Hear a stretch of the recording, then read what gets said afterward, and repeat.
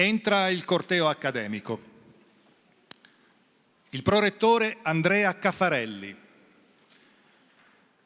I delegati di area Giorgio Alberti per l'internazionalizzazione, Agostino Dovier per la didattica, Alessandro Trovarelli per la ricerca. I docenti rappresentanti gli 8 dipartimenti dell'Ateneo. Dipartimento di Lingue, Letterature, Comunicazione, Formazione e Società, Mauro Pascolini, Andrea Guaran, Ettore Gerbezza, Brunello Lotti, Angelo Variano. Dipartimento Politecnico di Ingegneria e Architettura, Margherita Paoletta, Damiana Chinese, Guido Nassimbeni, Daniele Goi, Sara Colussi. Dipartimento di Scienze Agroalimentari, Ambientali e Animali. Giuseppe Firrao, Marco Galeotti, Lucilla Iacumin, Maurizia Sigura, Mauro Spanghero. Dipartimento di Scienze Matematiche, Informatiche, Fisiche, Marino Miculan, Gianluca Foresti, Alberto Marcone, Carla Piazza, Claudio Picciarelli. Dipartimento di Studi Umanistici e del Patrimonio Culturale, Claudia Bolgia, Elisabetta Borgna, Emanuela Colombi, Simone Furlani, Gianluca Gardini. Dipartimento di Area Medica, Gianluca Tell, Carlo Pucillo, Bruno Grassi, Fulvia Ortolani, Alvisa Palese. Dipartimento di Scienze Economiche e Statistiche, Ruggero Bellio, Eugenio Comuzzi, Andrea Garlatti, Stefano Miani, Francesco Marangon. Dipartimento di Scienze Giuridiche, Silvia Bolognini, Leopoldo Cohen, Gabriele De Anna, Paola Ziliotto, Alessia Ottava Cozzi. I rappresentanti degli Atenei ospiti, il rettore dell'Università di Trieste, Roberto Di Lenarda, il direttore della Scuola Internazionale Superiore di Studi Avanzati, SISSA di Trieste, Andrea Romanino, i prorettori e le prorettrici delle università, di Padova, Paolo Sambo, del Campus Biomedico di Roma, Laura De Gara, di Trento, Franco Fraccaroli, Ca' Foscari Venezia, Maria De Valle Ojeda Calvo, UAV di Venezia, Viviana Ferrario. Ritorniamo ai rappresentanti dell'Università di Udine, il direttore della Scuola Superiore Universitaria di Toppo Wasserman, Alberto Policriti, il direttore del Centro Polifunzionale di Pordenone, Angelo Montanari, la Presidente del Comitato Unico di Garanzia per le Pari Opportunità, Laura Casella, il coordinatore del nucleo di valutazione Lorenzo Fedrizzi, il coordinatore del presidio di qualità Paolo Ceccon, il titolare della cattedra UNESCO Stefano Grimaz, l'accademico dei Lincei Michele Morgante, le direttrici e i direttori degli 8 dipartimenti dell'Ateneo. Lingue, Letterature, Comunicazione, Formazione e Società Fabiana Fusco, Politecnico di Ingegneria e Architettura Alessandro Gasparetto, Scienze agroalimentari, ambientali e animali, Edi Piasentier, Scienze matematiche, informatiche e fisiche, Pietro Corvaia, Studi umanistici del patrimonio culturale, Linda Borean, Area medica, Leonardo Alberto Secchi, Scienze economiche e statistiche, Marcellino Gaudenzi, Scienze giuridiche, Elena D'Orlando. La docente che terrà la Lectio Magistralis, Maria Chiara Carrozza, Presidente del Consiglio Nazionale delle Ricerche. Il docente che terrà la prolusione, Silvio Brusaferro. Il magnifico rettore, Roberto Pinton.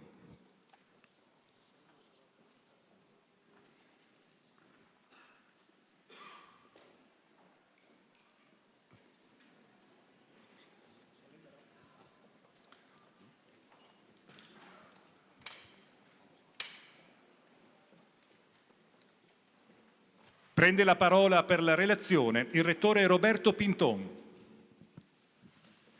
Autorità, colleghe, colleghi, studentesse, studenti, rettrici e rettori, loro delegati, signore e signori, un caloroso benvenuto all'inaugurazione del 46esimo anno accademico dell'Università degli Studi di Udine.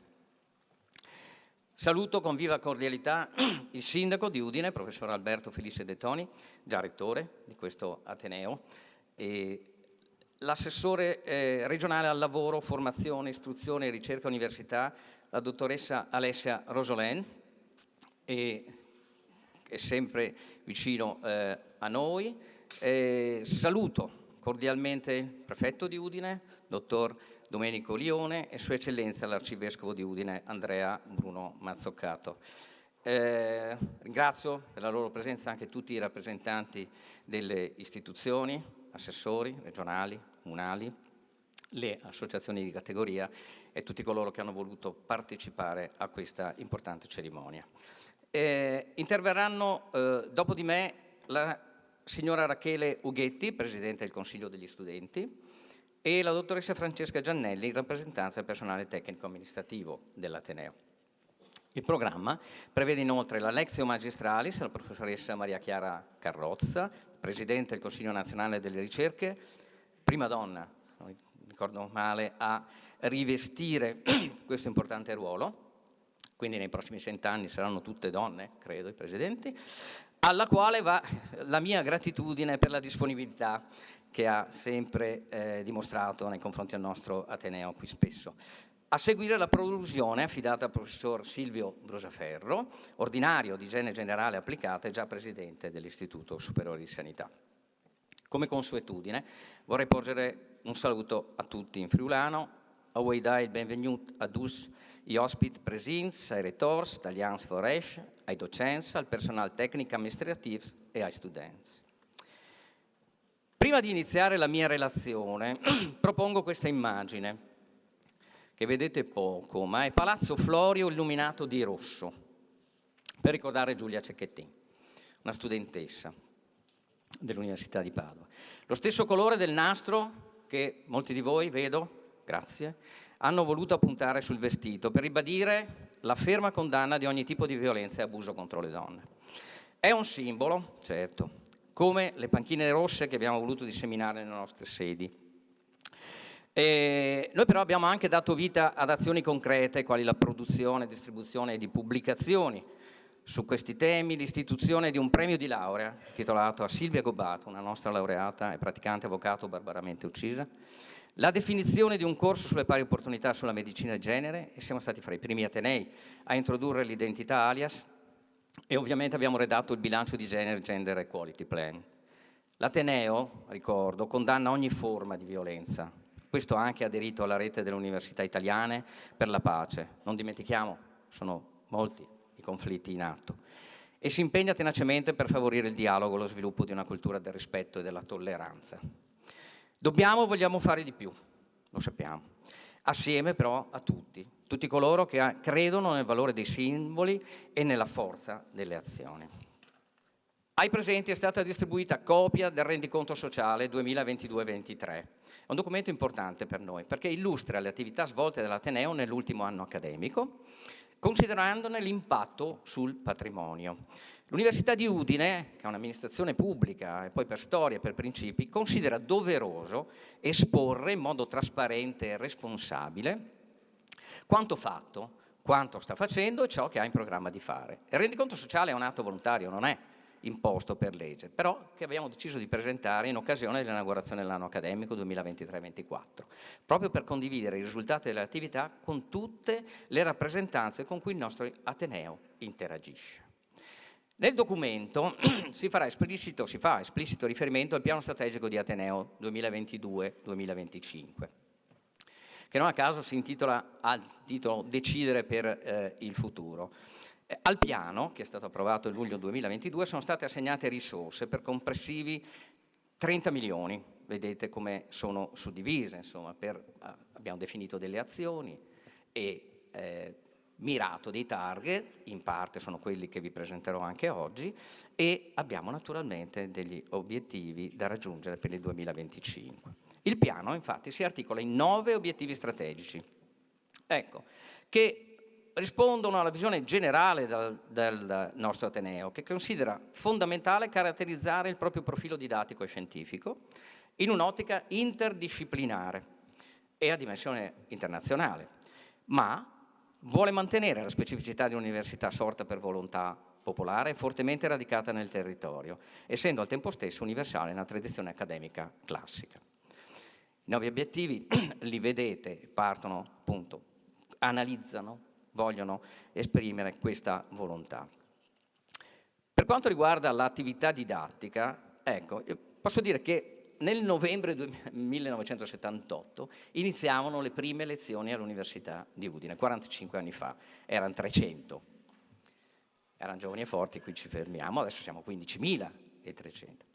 L'attrattività di corsi di studio trova ancora riscontro nella crescita dell'immatricolazione. Questo è un dato che ci fa piacere, per carità, il più il 5%, ma è un trend di crescita. Ecco, questo è importante, più che altro per consolidare la dimensione dell'università, ma quello che poi ci interessa è la qualità. È interessante, per esempio, nei dati di incremento che aumentano le sedi, i corsi nelle sedi di Gemona del Friuli e Gorizia e Pordenone, un'altra delle nostre sedi, si consolidano i numeri dei corsi a numero programmato. Questo significa che l'attività che svolgiamo anche per una informazione, un rientro a 360 gradi, per cui i corsi che si svolgono esclusivamente in quelle sedi oltre alle nostre, ha un ritorno molto importante. Ci interessa però naturalmente la capacità di inserimento nel mondo del lavoro dei nostri laureati. Questi sono confermati dai dati di Alma Laurea, che danno tassi di occupazione molto lusinghieri, nettamente superiori alla media nazionale. Ulteriori motivi di soddisfazione per l'impegno profuso in favore degli studenti emergono dalla classifica Censi dell'Università Italiana. Quest'anno Udine è posta al secondo posto tra gli atenei statali, che è stato il miglior risultato quando esiste questa classifica, e per quanto contino le classifiche l'importante è che fra i 6 ambiti presi in esame Udine ha ottenuto primo posto per la comunicazione e i servizi digitali, il secondo per l'occupabilità e il terzo per i servizi agli studenti, confermando che per noi è centrale lo studente e la studentessa nelle scelte dell'Ateneo. In coerenza con le linee del piano strategico, l'offerta didattica complessiva, anche quest'anno, 2023-24, nel rendiconto sociale trovate quelli del 22-23, si è arricchita di 3 nuovi corsi di laurea, in cui uno triennale, Scienze dell'Educazione, risponde a un preciso richiesta del territorio, e 2 magistrali, Industrial Engineering for Sustainable Manufacturing e Cittadinanza, Istituzioni e Politiche Europee, uno che sta evidentemente nell'area ingegneristica e tecnologica, l'altra trova base nell'ambito giuridico. Sono corsi che da una parte rispondono a una nuova domanda di formazione, dall'altra guardano alle frontiere del sapere e agli obiettivi di internazionalizzazione. Poi, come previsto nel nostro programma, 10 corsi di studio sono stati riprogettati e aggiornati, con l'obiettivo di consolidare l'offerta formativa esistente, allineandola all'evoluzione delle conoscenze. La dimensione internazionale della didattica, che ancora richiede molto impegno, però è confermata dall'offerta di corsi a rilascio di doppio titolo e ai corsi erogati interamente in lingua inglese. A ciò si aggiunge la ripresa, dopo il periodo pandemico, della mobilità studentesca in ingresso e soprattutto in uscita. Questa è una notizia buona per tutti. E ricordo poi che fra i corsi che offriamo, sono quasi una 80, un discreto numero è erogato in condominio, se possiamo dire, in cooperazione e collaborazione stretta con l'Università di Trieste, che assieme alla SISSA rappresenta, e assieme a noi, il sistema universitario della regione. Si arricchisce anche l'offerta formativa dedicata alle attività trasversali, offerte a tutti gli studenti, 9 corsi per sviluppare competenze utili al futuro professionale, alla crescita anche personale. Qui ci sta il corso per le pari opportunità, per esempio. E della formazione post laurea.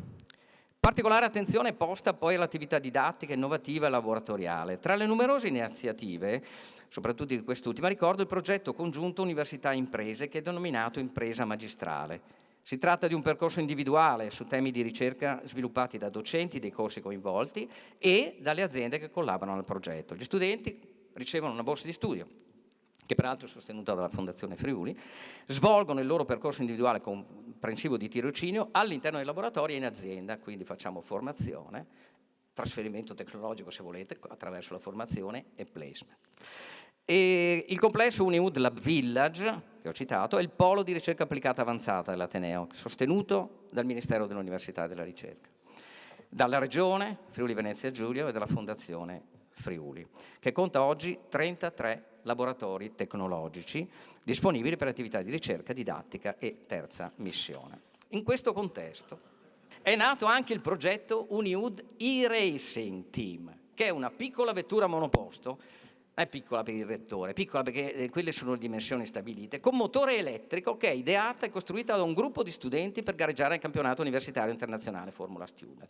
È un bellissimo metodo per fare, diciamo, orientamento, trasferimento e soprattutto coinvolgere i ragazzi in un team. Hanno già avuto delle soddisfazioni importanti. Merita ricordare poi che Uniwood partecipa, assieme ad altri, al consorzio universitario che darà vita a un Digital Education Hub previsto nella misura M4C2 del PNRR. Nell'anno accademico 2022-23 sono stati proclamati i primi laureati del corso di laurea triennale in ingegneria industriale per la sostenibilità ambientale. Ecco che abbiamo preparato subito la magistrale che è partita quest'anno. E anche però quelli in Internet of Things, Big Data e Machine Learning.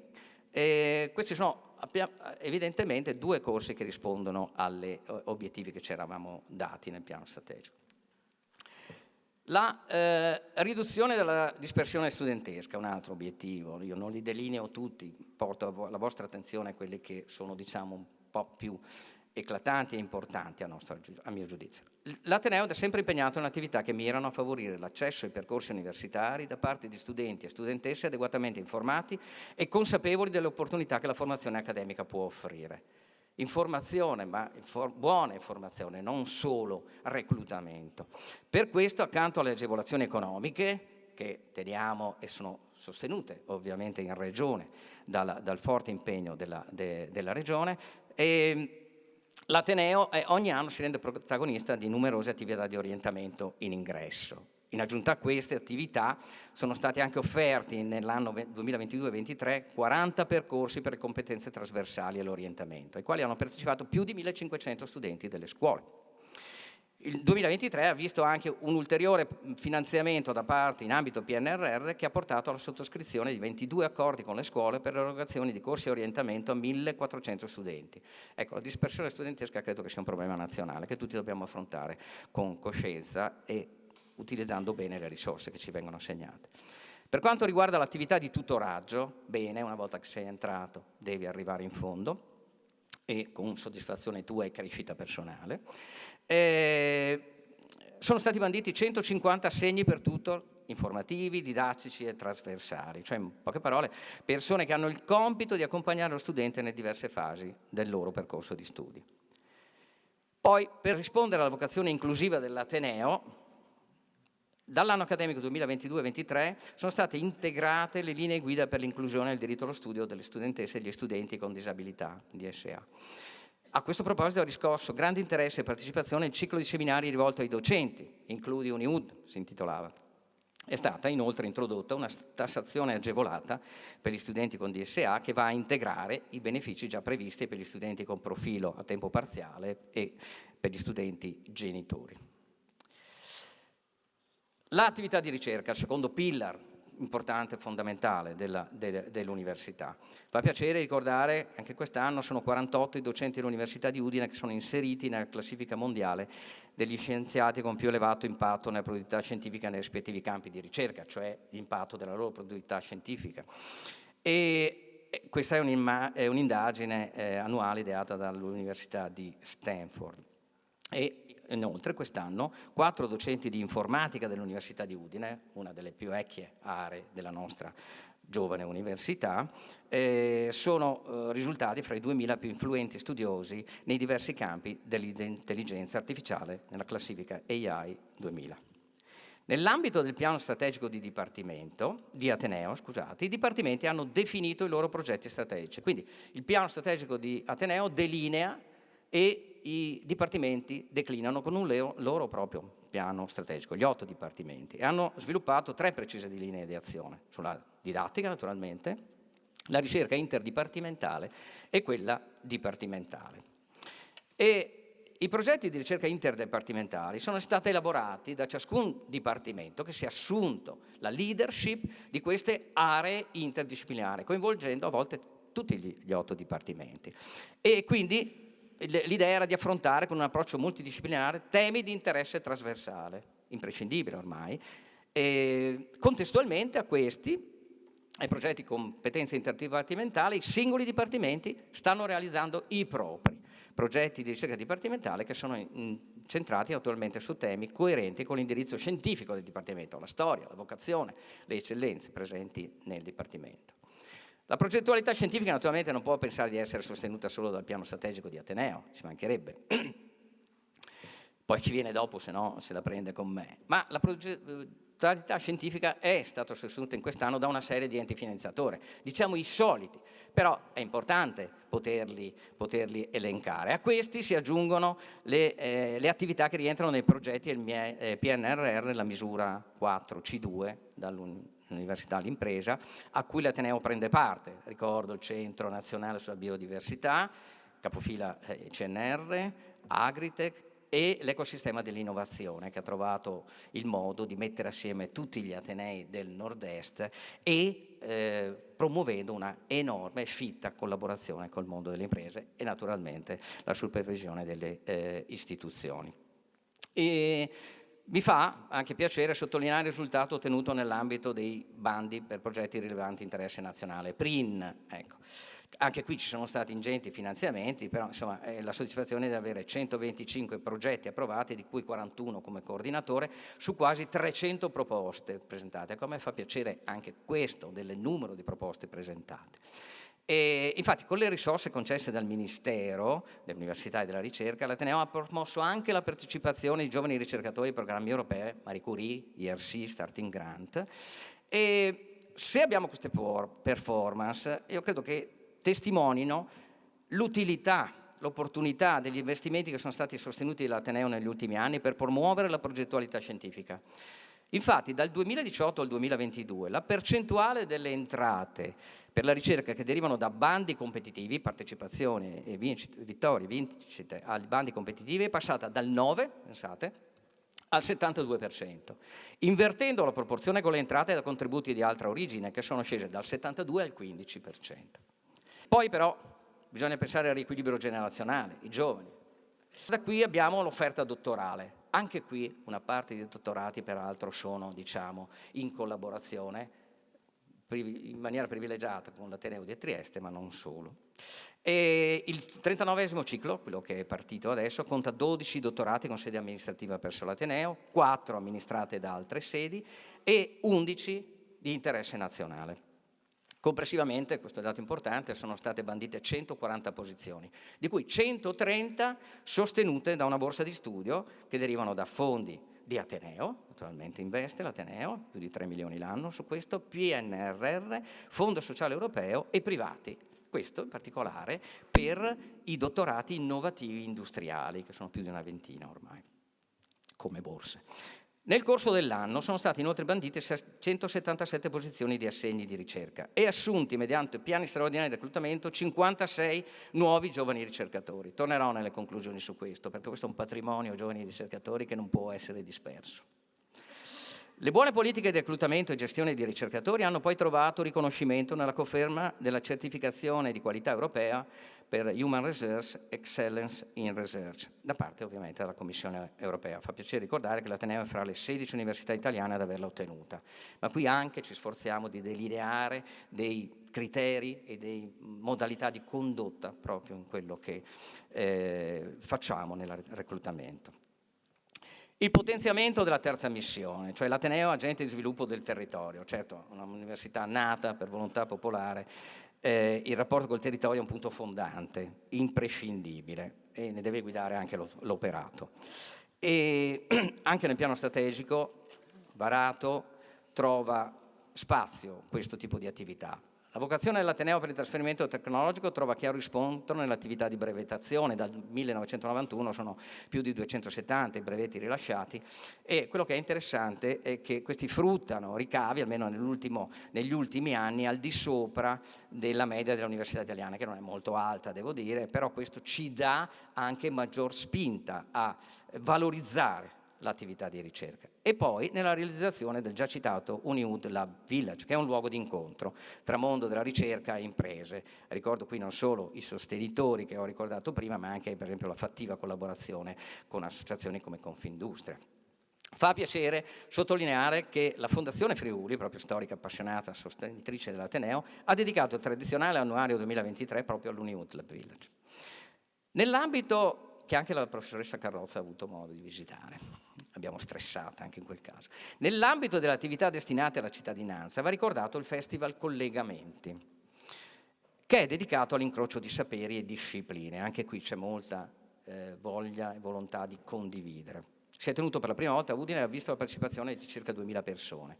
Festival, che ha coinvolto personalità del mondo della scienza, dell'arte, dell'informazione, ha affrontato temi cruciali come il cambiamento climatico, la rivoluzione digitale, il lavoro, la salute, la crisi demografica, i diritti, le diseguaglianze, i social media. Tutti argomenti di cui la gente, come si chiama, i cittadini, hanno molto desiderio di sentire voci autorevoli che si esprimono.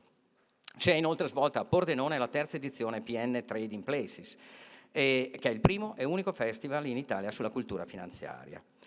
La manifestazione, patrocinata dal Comitato Interministeriale per l'Educazione Finanziaria, è organizzata dai corsi di laurea Banca e Finanza del Comune di Pordenone in collaborazione con diverse realtà associative del Nord-Est, naturalmente la collaborazione del Comune. Continua, come parte del piano strategico, il progetto Cantiere Friuli, questa è una nostra peculiarità, nato con l'obiettivo di produrre idee, ragionamenti, progetti per il Friuli, in una prospettiva di ricostruzione di percorsi di sviluppo da mettere a disposizione dei decisori, policy maker, della popolazione del territorio. Cito di particolare interesse l'attività dell'Officina della Montagna, l'ultima nata, che è impegnata nell'analisi delle prospettive di sviluppo futuro sociale e economico della montagna friulana. Desidero poi ricordare due importanti convenzioni che testimoniano il fattivo dialogo con le istituzioni locali. La prima con la Prefettura di Udine, che consentirà agli studenti universitari di effettuare tirocini di formazione e orientamento presso gli uffici della Prefettura, usufruendo, peraltro, di uno strumento privilegiato per favorire l'inserimento nel mondo lavorativo pubblico. Ho salutato il prefetto Lione e un doveroso ringraziamento al suo predecessore, il prefetto Marchesiello. La seconda con la Polizia di Stato, che ha l'obiettivo di prevenire e contrastare i crimini informatici contro sistemi e servizi delle piccole e medie imprese e pubbliche amministrazioni locali, condividendo in questo caso analisi e competenze specifiche maturate all'interno dei due enti. Saluto il questore che è qui presente con noi stamattina. Nel 2023 l'Università di Udine ha rinnovato la convenzione con Fondazione Friuli, che ha richiamo di contenuti ogni anno. Tra i punti principali nell'accordo sono il sostegno alla didattica e corsi innovativi, questa non è una novità, convinto, alle attività di placement, cosa faranno dopo i nostri studenti, però anche un intervento a favore della residenzialità degli iscritti meritevoli alle scuole di specializzazione in area sanitaria. Questo ci importa parecchio, perché questi sono i futuri medici che si prenderanno cura di noi. E è stato rinnovato anche il protocollo d'intesa con la Fondazione Cassa di Risparmio di Gorizia, che ha destinato fondi per il sostegno alla ricerca scientifica e al rafforzamento dell'offerta formativa presso la sede goriziana. Nell'ottobre del 2022 è nata a Udine la piattaforma dell'area centroeuropea sulla resilienza ai disastri per lo sviluppo sostenibile. Questa iniziativa singolare è coordinata dalla nostra cattedra UNESCO dell'Ateneo e mira a supportare le attività finalizzate al raggiungimento degli obiettivi di sviluppo sostenibile, definiti ovviamente dall'Agenda ONU 2030. Ed è un primo passo di un più ampio programma di collaborazione con INCE, Iniziativa Centroeuropea, l'Ateneo, con il supporto, ancora una volta, della Regione Friuli-Venezia Giulia. A un anno di distanza, recentemente, nella visita di rappresentanti di varie organizzazioni delle Nazioni Unite e di prestigiosi istituti scientifici europei, è stato riconosciuto come l'esperienza del terremoto del Friuli possa ancora fornire utili indicazioni per la messa a punto di strategie per il miglioramento della resilienza ai disastri per lo sviluppo sostenibile. Quindi dal locale al globale. Ricordo che l'Ateneo aderisce alla rete delle università per lo sviluppo sostenibile. Peraltro l'anno prossimo ricorrerà 5 anni dal famoso documento che è stato stilato a Udine e ci attiveremo, guardo i colleghi, per riproporre questa iniziativa di nuovo a Udine. E le attività sono molte: master, corsi sulla sostenibilità, progetti di ricerca e divulgazione scientifica, il carpooling con il marchio e il payoff ideato dagli studenti, il portale del riuso, che è una cosa abbastanza unica dell'università, che sono state messe fra le 8 iniziative nella classifica nazionale storia di ordinaria buona gestione da parte di Lega Ambiente, dove si ricicla sostanzialmente i computer non più usati, tutte quelle attività che poi possono andare a beneficio di altri istituti o di altre persone. Da citare anche la medaglia d'argento per l'Università di Udine, il 2° anno consecutivo. Non sono felicissimo perché precedentemente avevamo vinto la National Competition di Enactus Italia, la gara universitaria fra idee imprenditoriali, sociali e sostenibili. L'Ateneo Friulano ha partecipato con 2 progetti, Blue Zone e Convert. Ci troviamo qui in una bellissima aula, spero che apprezzerete come me quest'aula, che però testimonia quello che è l'attenzione della università ad avere spazi sostenibili, efficienti, a supporto della ricerca, delle attività formative e quindi avere luoghi adatti allo studio e al lavoro. Nel 2022 hanno preso il via 2 importanti interventi di riqualificazione energetica degli edifici dell'università, che riguardano rispettivamente il risparmio energetico, cioè abbiamo cambiato qualcosa come 17.000 corpi illuminanti, già con un risparmio di circa 2 milioni di euro che possiamo destinare alla ricerca, alla formazione degli studenti, e la produzione di energia da fonti rinnovabili, installazione di 4 nuovi impianti fotovoltaici per una potenza complessiva di quasi 1 megawatt. Nel 2022 l'Ateneo ha inoltre partecipato a un importante bando del Ministero dell'Università e della Ricerca. Guardo i colleghi universitari, delle altre università, era un pezzo che non si vedeva questo tipo di iniziativa. Le abbiamo colta al volo, come gli altri, abbiamo presentato 6 proposte per un valore complessivo di circa 39 milioni di euro, cofinanziamento. Una parte la mettiamo noi, una parte il Ministero e quando serve la Regione. Grazie alla quota di finanziamenti già assegnate hanno potuto prendere l'avvio a giugno i lavori per realizzare la nuova sede del Dipartimento di Area Medica o di Medicina, come lo chiameremo, che ospiterà i corsi di laurea in medicina e chirurgia, ma anche quelli delle professioni sanitarie. Progetto, che è improntato a sostenibilità ambientale, efficienza energetica e antisismicità, prevede 2 corpi, uno per la didattica e uno come sede dipartimentale in laboratori di ricerca. Quindi questi sono anche funzionali a un potenziamento, se sarà possibile, dell'offerta formativa, è opportuno, dell'offerta formativa in ambito medico e sanitario. A breve, inoltre, inizierà la costruzione di 2 nuove aule da 150 posti ciascuno, di fianco a quella che è la nuova sede del Dipartimento di Scienze Giuridiche che fra poco inaugureremo. Quindi la caratterizzazione dei poli in città e non solo.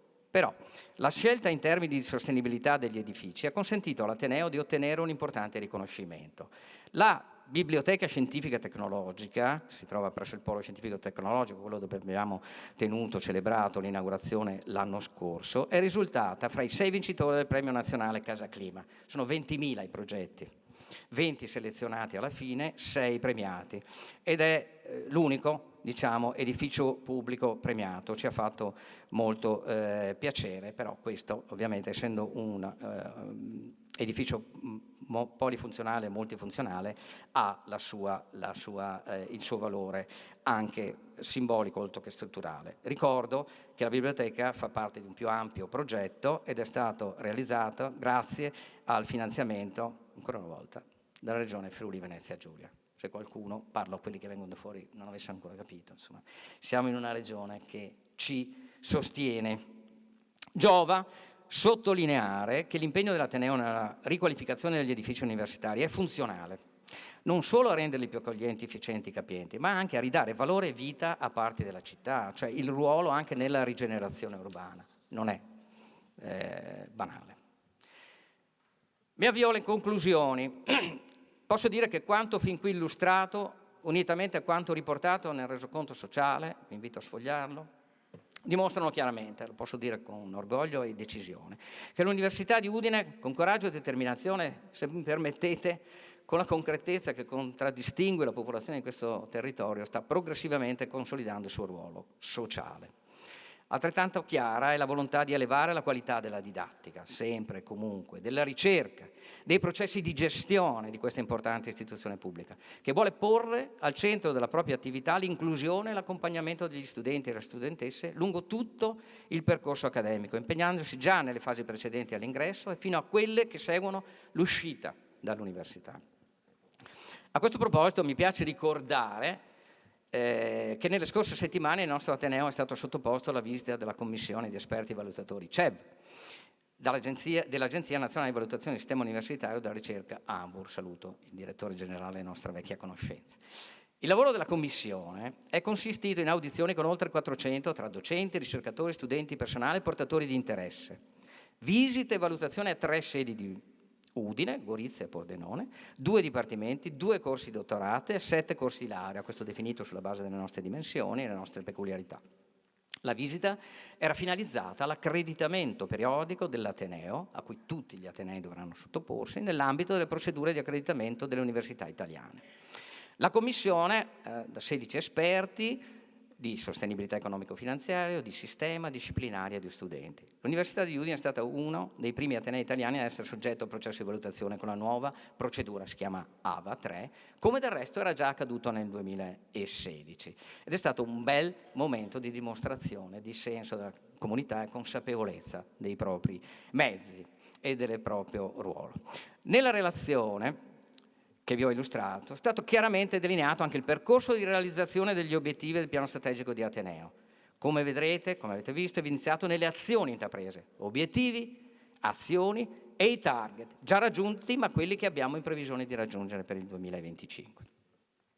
Le scelte in tema di caratterizzazione dell'offerta formativa e di ricerca, anche in una dimensione internazionale, la forte spinta all'interdisciplinarità, la qualità del reclutamento del personale docente e tecnico-amministrativo, senza il quale non esiste l'università. Sono gli studenti, il personale tecnico-amministrativo, il personale docente e tutti voi.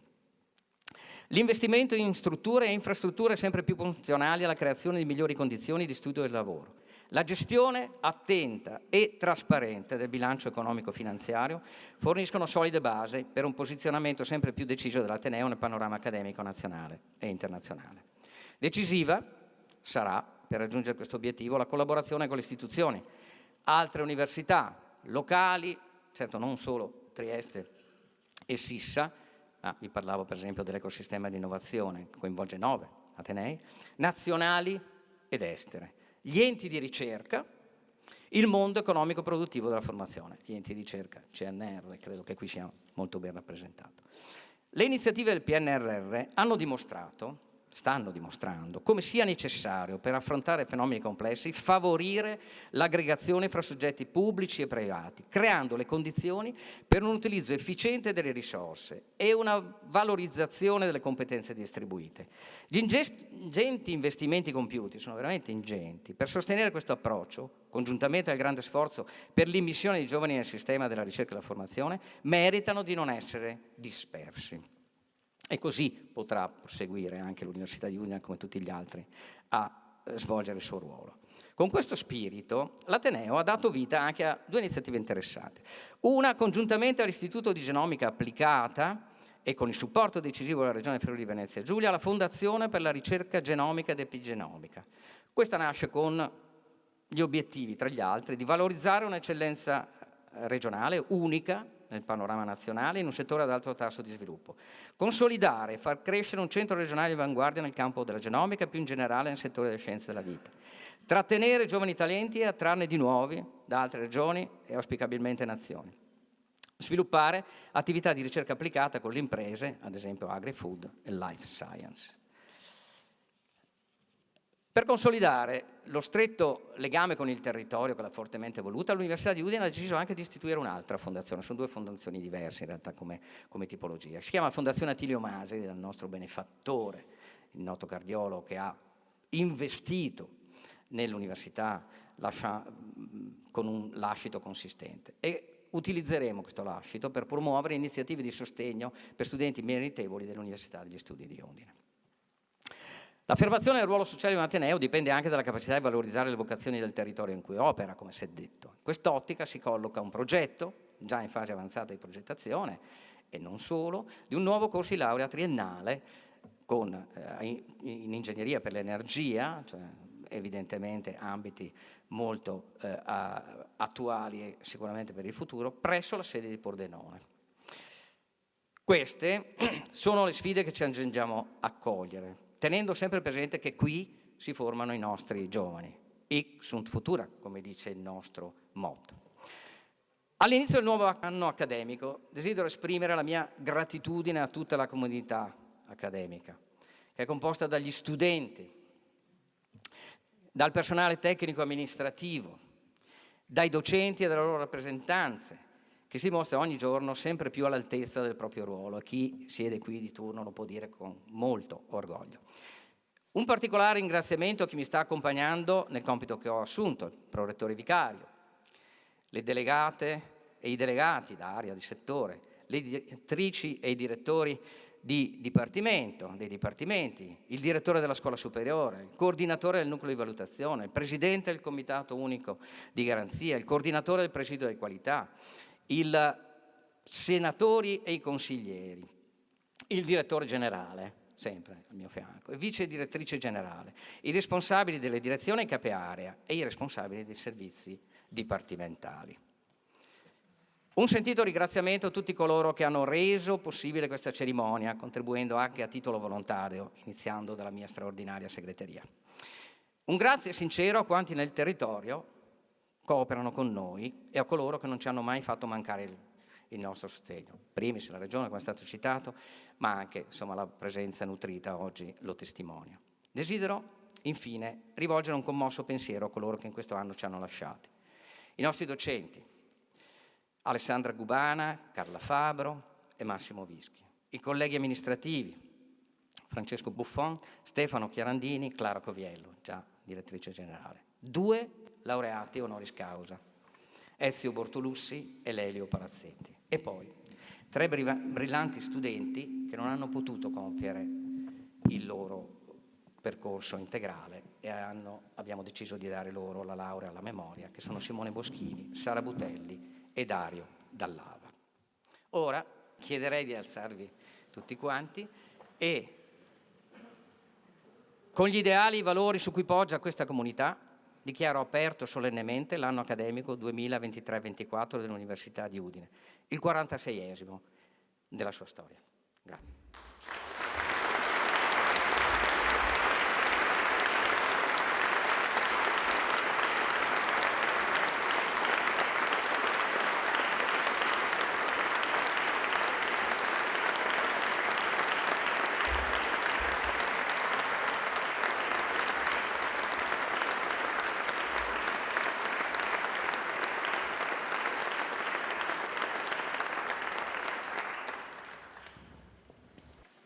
Dopo la relazione del Rettore, ora la rappresentante delle studentesse e degli studenti, Rachele Ughetti, Presidente del Consiglio degli Studenti e componente del Consiglio di Amministrazione.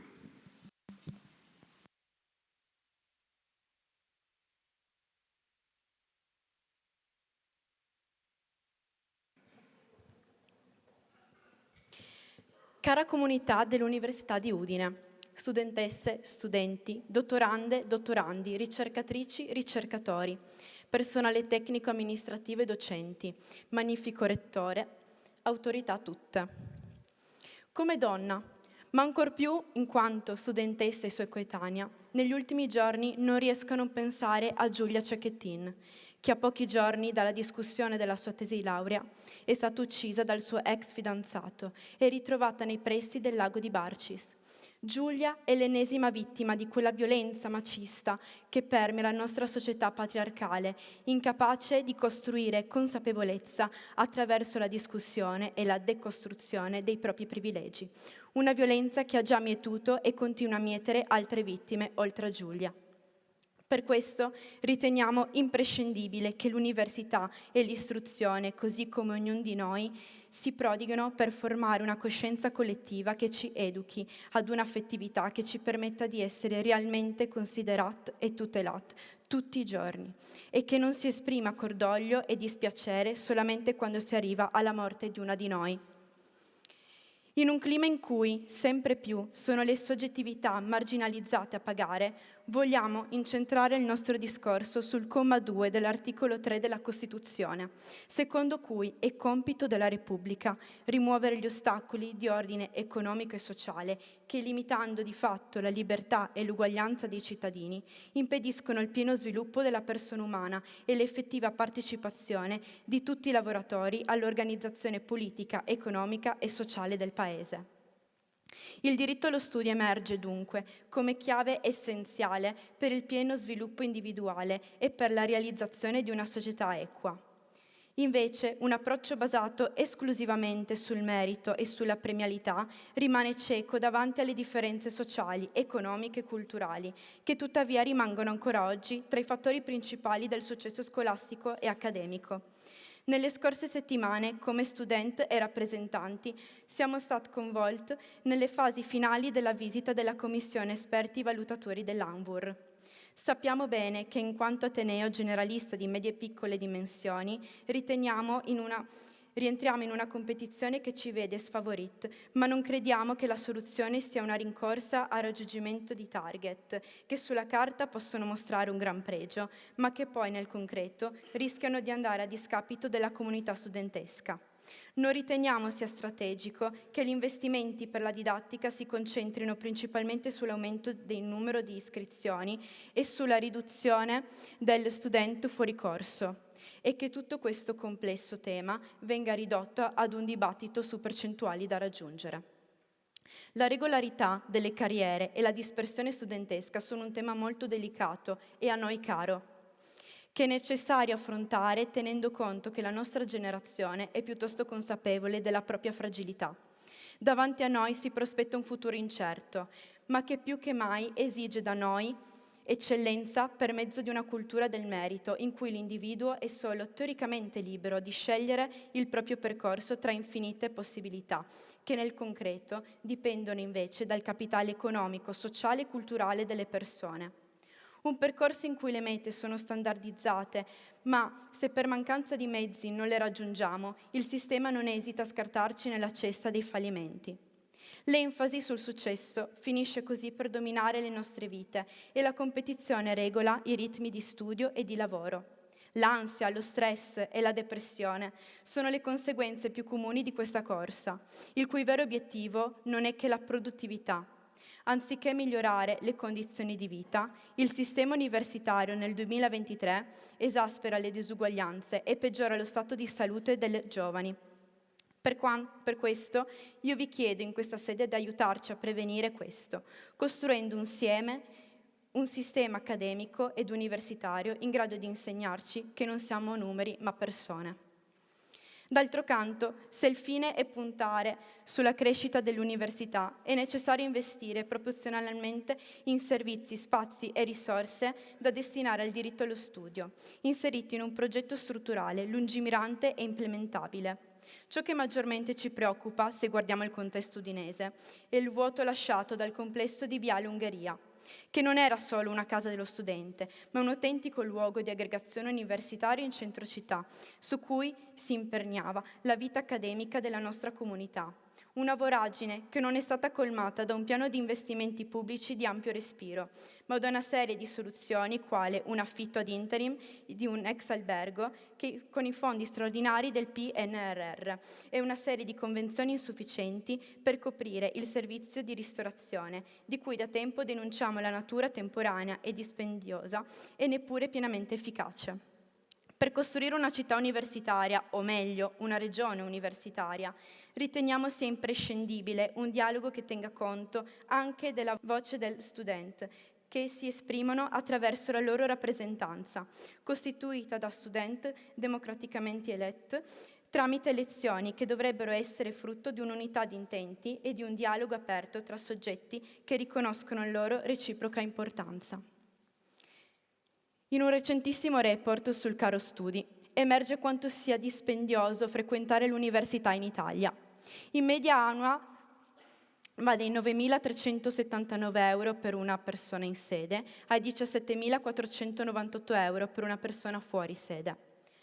Per quanto dunque nella nostra regione si possa vantare la copertura totale delle borse di studio, non possiamo essere così miopi da non riconoscere che troppo spesso ci sono studenti e famiglie che, pur non rientrando per diversi motivi nei criteri di accessi alle borse, vivono gravose difficoltà, dalle tensioni legate alla gestione del tempo a quelle economiche.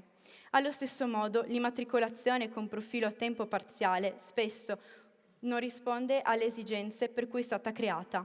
Per questi motivi è nostro compito promuovere politiche che rimuovono gli ostacoli economici e didattici, ad esempio attraverso la riformulazione del penalizzante sistema tassativo a scaglioni e tramite il mantenimento di alcuni strumenti di apprendimento di cui siamo serviti in periodo pandemico. È fondamentale adattare la didattica tramite supporto e materiali adeguati alle diverse modalità di apprendimento per rispondere a qualsiasi bisogno educativo speciale e a prescindere dallo status di frequentante e non frequentante. Nella progettazione dei programmi didattici è essenziale sforzarsi di eliminare le condizioni di svantaggio, considerando le varie sfaccettature della vita dello studente, come la genitorialità, la malattia o il disagio economico. Un'università realmente inclusiva mette al centro lo studente, riconoscendo e affrontando le disparità che influenzano i loro percorsi di formazione. Soltanto quando potremo garantire che ogni studente abbia l'opportunità di accedere ai livelli più alti di istruzione, l'università sarà davvero l'istituzione che farà emergere nuove generazioni, capaci di cambiare in positivo la società. Proprio la nostra è una generazione che più delle precedenti dovrà affrontare le drammatiche conseguenze dei cambiamenti climatici. Solo questo mese l'università ha dovuto sospendere le attività didattiche per 2 giorni a causa dell'emergenza meteo e questi eventi saranno sempre più frequenti. Gli effetti non riguardano solo l'ambito ecologico, ma anche quello sociale. Mentre la classe politica prende decisioni che contribuiscono al collasso della dimensione ecologica e umana, la nostra generazione da tempo si sta impegnando ad aumentare la consapevolezza sul problema. Non basterà però la nostra presa di coscienza. Chiediamo alle istituzioni di indirizzare in maniera sostenibile le politiche di produzione affinché si basino su un equilibrio sociale. Concludendo, se il compito della Repubblica è rimuovere gli ostacoli che limitano il pieno sviluppo della persona, il nostro, come rappresentanza studentesca, è e sarà continuare a portare alla luce quelli che si frappongono al raggiungimento del pieno diritto allo studio e batterci perché possano essere rimossi. Un ultimo pensiero va alle vittime innocenti di Gaza e Cisgiordania, senza dimenticare le persone non colpevoli uccise o rapite il 7 di ottobre. Non possiamo non sentirci vicini a chi in questo momento un'università non ce l'ha più. Lo studente di Al-Azhar di Gaza City, che hanno visto bombardato il loro ateneo lo scorso 11 ottobre. Dopo decenni di occupazione e repressione, ci auguriamo che le nostre colleghe palestinesi, così come la Palestina tutta, possano finalmente essere libere. Auguro a tutti un buon anno accademico.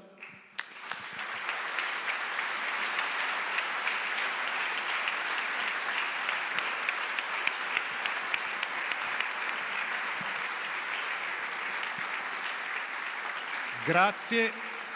Ora la rappresentante del personale tecnico amministrativo, Francesca Giannelli, componente del Senato accademico.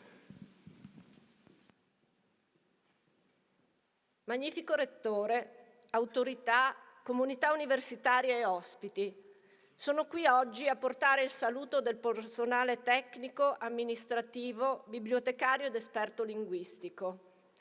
Approcciandoci al pensiero di questo saluto, la prima cosa che ci è venuta in mente è stata: proponiamo 5 minuti di silenzio. E ci siamo trovati in linea con il minuto di silenzio proposto dalla CRUI nei momenti istituzionali per questo mese di novembre, a seguito degli ultimi eventi in Medio Oriente. Ma non vogliamo dimenticare i conflitti in corso, vicini e lontani, in Ucraina, Nagorno-Karabakh, Kurdistan, Estremo Oriente, in diversi stati africani e in America Latina. Conflitti che magari non spostano gli equilibri internazionali, nei quali però migliaia di vite vengono cancellate quotidianamente. 5 minuti di silenzio, anche perché tutto è stato già più volte detto. E un silenzio, dopo l'imbarazzo, porta a grandi riflessioni.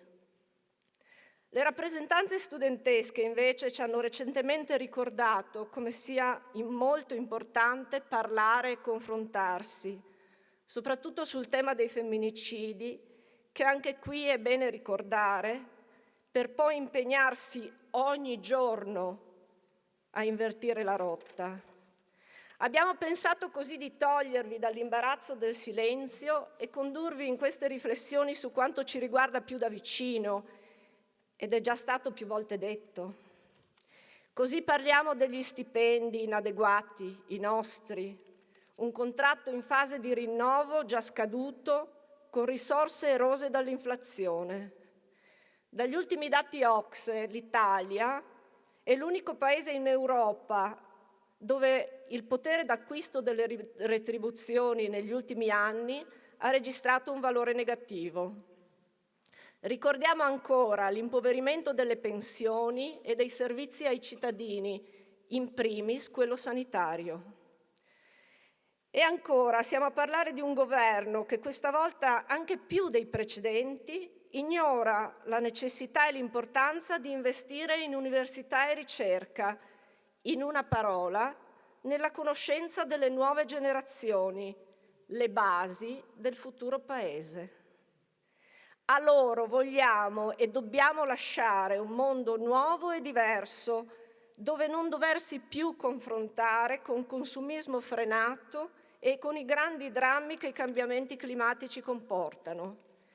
Abbiamo già chiesto al nostro Ateneo, ma qui lo ribadiamo, trasparenza, rispetto e pari dignità per tutte le componenti, risoluzione del problema del sottoinquadramento e opportunità di carriera. Il nuovo contratto offre buone prospettive e ci auguriamo che la sua applicazione possa portare soddisfazioni, ma siamo anche consci del fatto che prescrizioni normative e tecniche porteranno probabilmente a numeri risibili, anche considerata la recente normativa sullo scorrimento delle graduatorie, che penalizza fortemente le assunzioni, oltre ad appesantire il lavoro degli uffici. Rimane da risolvere la questione per il personale tecnico dei dipartimenti, che svolge con continuità attività di ricerca scientifica e didattica. Equiparare questa tipologia di personale al profilo del tecnologo a tempo indeterminato degli enti di ricerca sarebbe la giusta soluzione. La motivazione di chi lavora passa anche attraverso le occasioni di acquisire nuove conoscenze.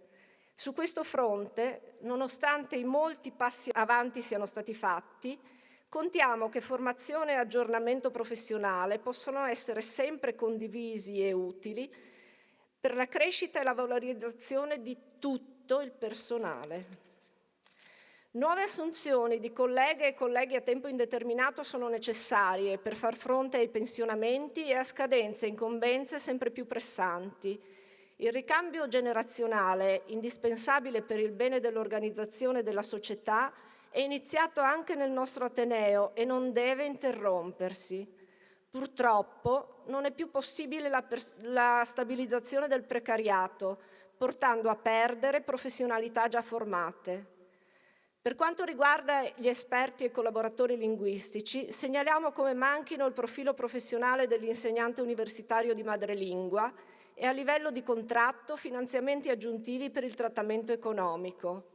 In questo Ateneo il problema principale è il grande turnover dovuto ai molti contratti a tempo determinato, soprattutto per le lingue cosiddette minori. In questo contesto complicato chiediamo ancora di avere maggiore rappresentatività e di essere presenti anche in Consiglio di amministrazione. Vogliamo anche esprimere un sentito ringraziamento al direttore generale e al magnifico rettore per aver saputo sfruttare gli esigui spazi e le rare opportunità che hanno permesso di migliorare lievemente la nostra condizione economica. Ci auguriamo che si possa continuare su questa strada in un reciproco rapporto di scambio e positiva collaborazione. Vogliamo anche dedicare un ricordo e un saluto al nostro collega Stefano Chiarandini, che da poco ci ha lasciato e che ci ha qui rappresentate nei difficili anni della riforma Gelmini. Ma veniamo all'ultima riflessione, quella che deve caricarci per il nuovo anno accademico che sta iniziando e al quale dobbiamo approcciarci con ottimismo ed entusiasmo. Lo stesso entusiasmo delle studentesse e degli studenti che hanno deciso di scegliere questa università. È per loro che siamo qui e che faremo come sempre del nostro meglio per offrire un'università accogliente, motivante e ricca di prospettive e opportunità.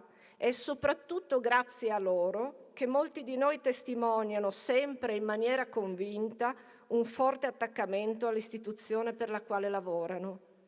La crescita di molti corsi è uno stimolo per tutti.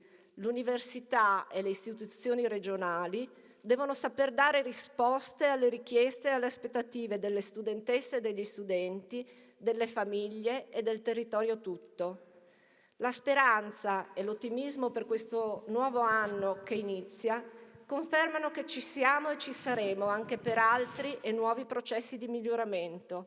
Siamo convinti che nonostante le contraddizioni e le difficoltà, questa comunità proseguirà positivamente. Buon anno accademico a tutte e tutti.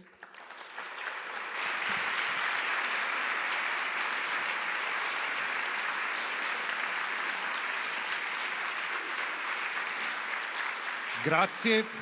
Ora gli interventi istituzionali. Il sindaco di Udine, Alberto Felice De Toni. Bentrovate, bentrovati.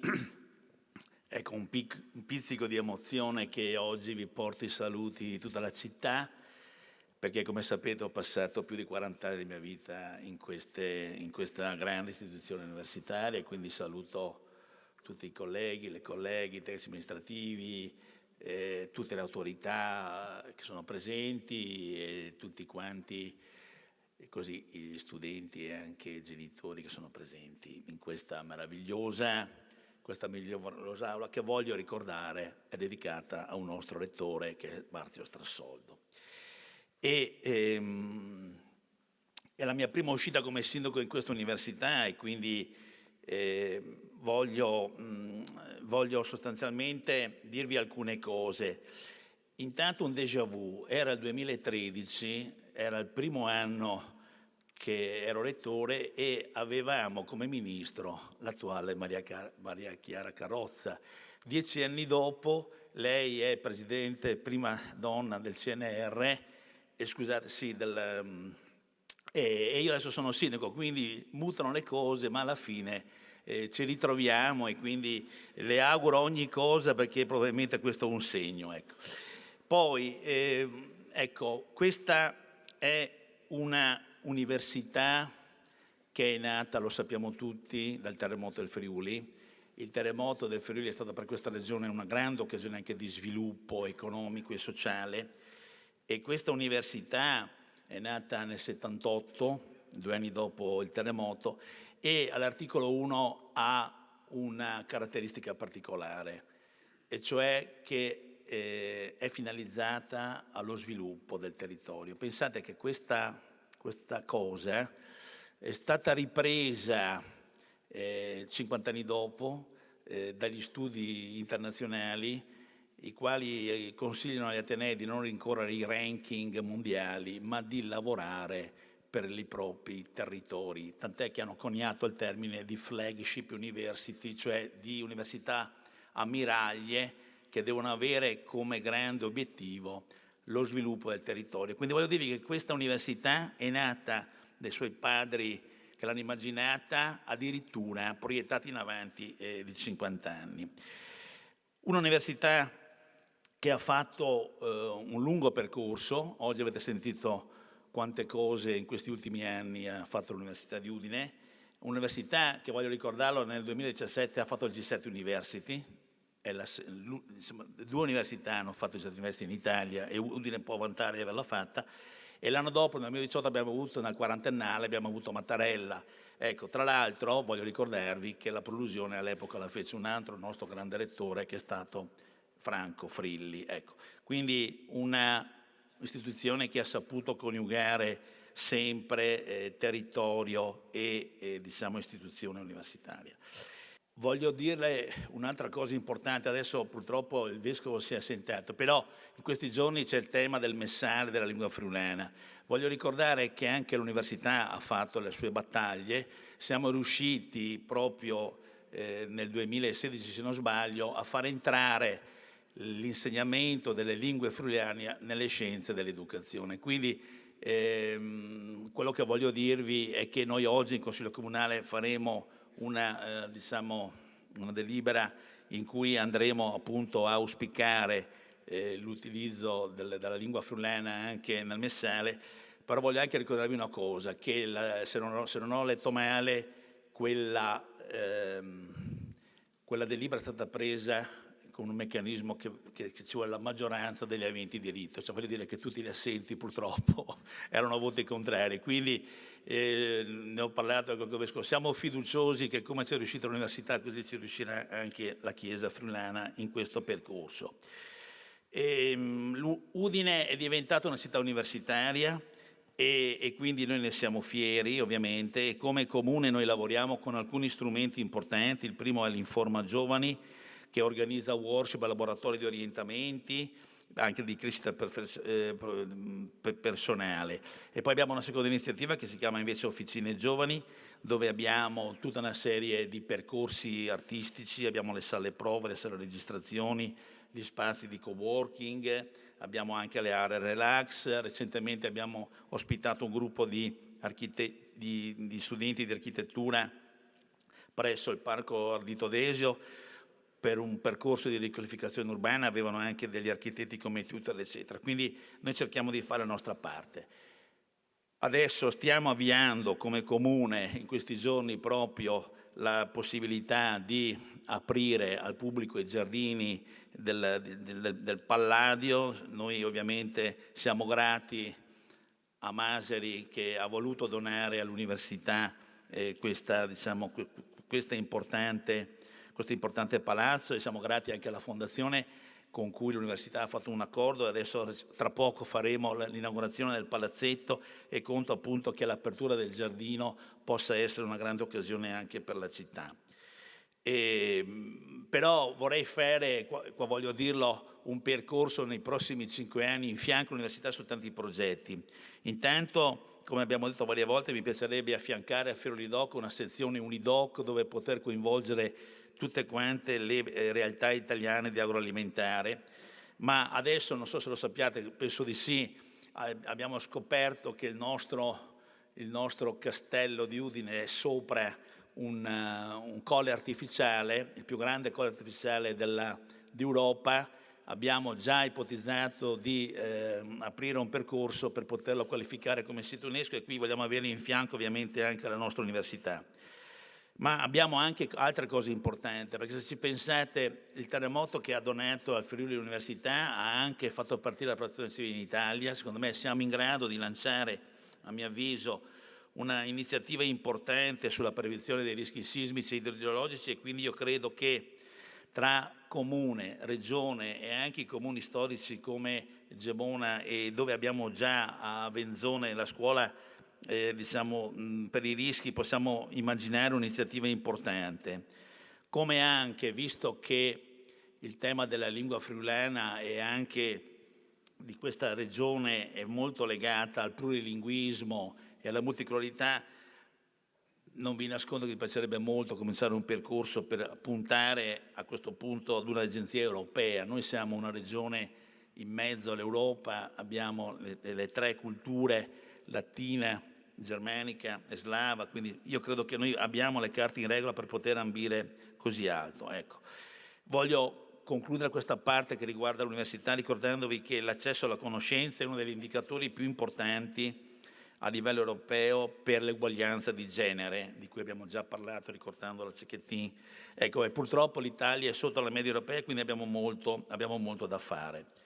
Voglio concludere che, come sempre, i successi nascono dalle alleanze e quindi come Comune vogliamo lavorare insieme alla Regione, all'Università, alle Camere di Commercio, alle categorie economiche, a tutte le autorità che sono presenti in questa città, cioè Questore, Carabinieri, Finanza e ovviamente il Prefetto. Cioè noi vogliamo lavorare insieme perché i territori hanno bisogno di forti alleanze. Concludo con un piccolo pensiero sull'università, che l'università organizza da sempre le più grandi evasioni di massa mai viste nella storia. Evasioni di cosa? Dalle gabbie dell'ignoranza. Voglio ricordarvi che la conoscenza è valore in potenza e il valore è conoscenza in atto. Buon anno accademico a tutti voi. Arrivederci.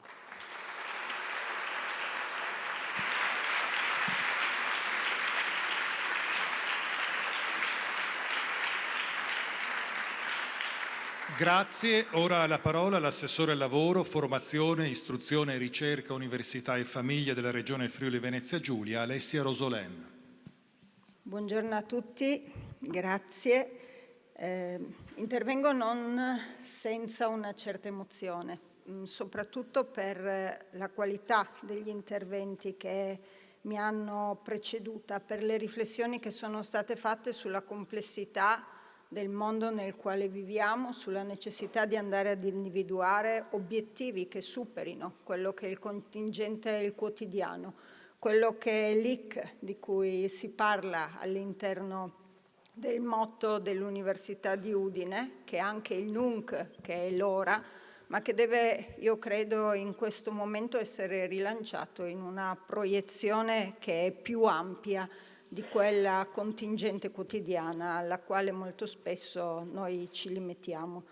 Mi riferisco alle riflessioni che sono state fatte in maniera importante da coloro che sono intervenuti prima per la complessità che hanno saputo illustrare, per la complessità di azioni, di atti e di pensieri sui quali è necessario da un lato soffermarsi, dall'altro, e lo credo perché tutti siamo fragili al giorno d'oggi, trovare quella forza, quella determinazione, quel coraggio che sono gli stessi che hanno fatto nascere anche questa università. Ed è, credo, sul ruolo dell'università all'interno di tutti questi aspetti che sono stati toccati.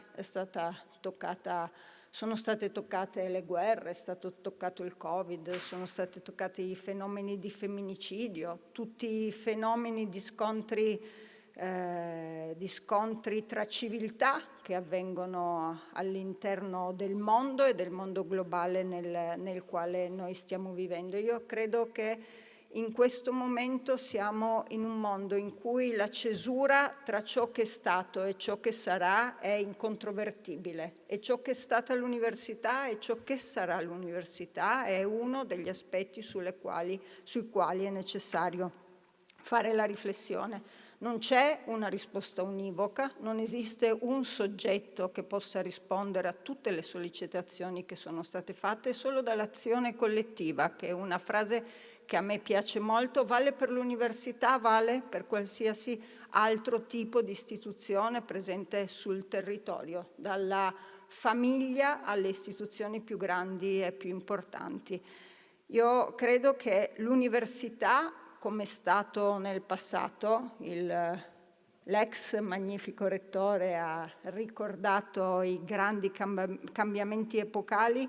Io quando penso al sistema universitario penso molto al modo in cui è nato, penso a quel medioevo che lo ha fatto nascere, che è riuscito adesso a far essere le università o quei piccoli nuclei che si formavano protagonisti del cambiamento, in quella che è la cosa che unisce quell'epoca con quest'epoca, il fatto che c'è bisogno di andare sicuramente a definire nuovi ruoli sociali, c'è bisogno sicuramente di immaginare innovazioni di strategia rispetto alle azioni che mettiamo in campo, in cui dobbiamo immaginare che se c'è un soggetto dal quale deve nascere la spinta alla società, quello può e deve, credo deve, ed è la parola importante, essere il sistema universitario, per una costruzione di una diversa consapevolezza sociale. È qualcosa che alla fine è stato richiamato in maniera molto attenta sia all'interno dell'intervento degli studenti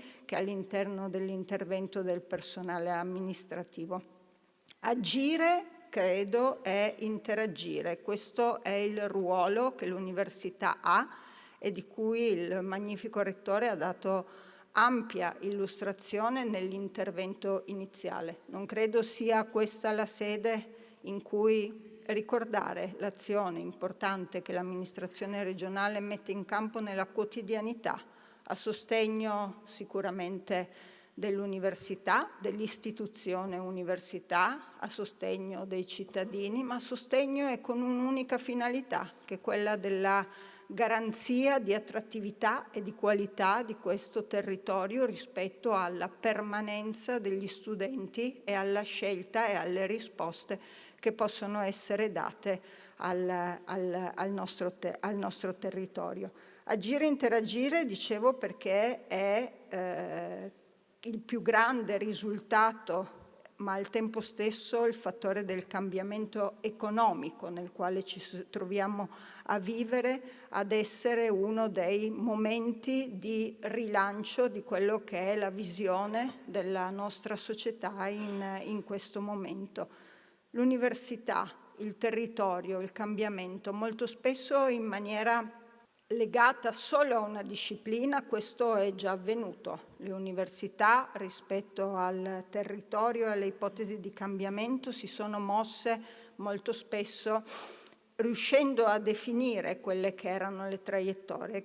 Io credo che ora dobbiamo andare a immaginare un altro percorso di transizione, che è una transizione sociale, come dico sempre, oltre a tutte quella verde, quella digitale, quella economica, e sulla transizione sociale che si gioca la più grande partita, che è basata sul senso di appartenenza che l'Università di Udine ha, su un senso della comunità che l'Università di Udine ha, ma che è senso rispetto a un territorio molto più vasto, e anche questo l'Università di Udine ha per il servizio che su altri capoluoghi di questa regione mette a disposizione dei giovani del nostro territorio.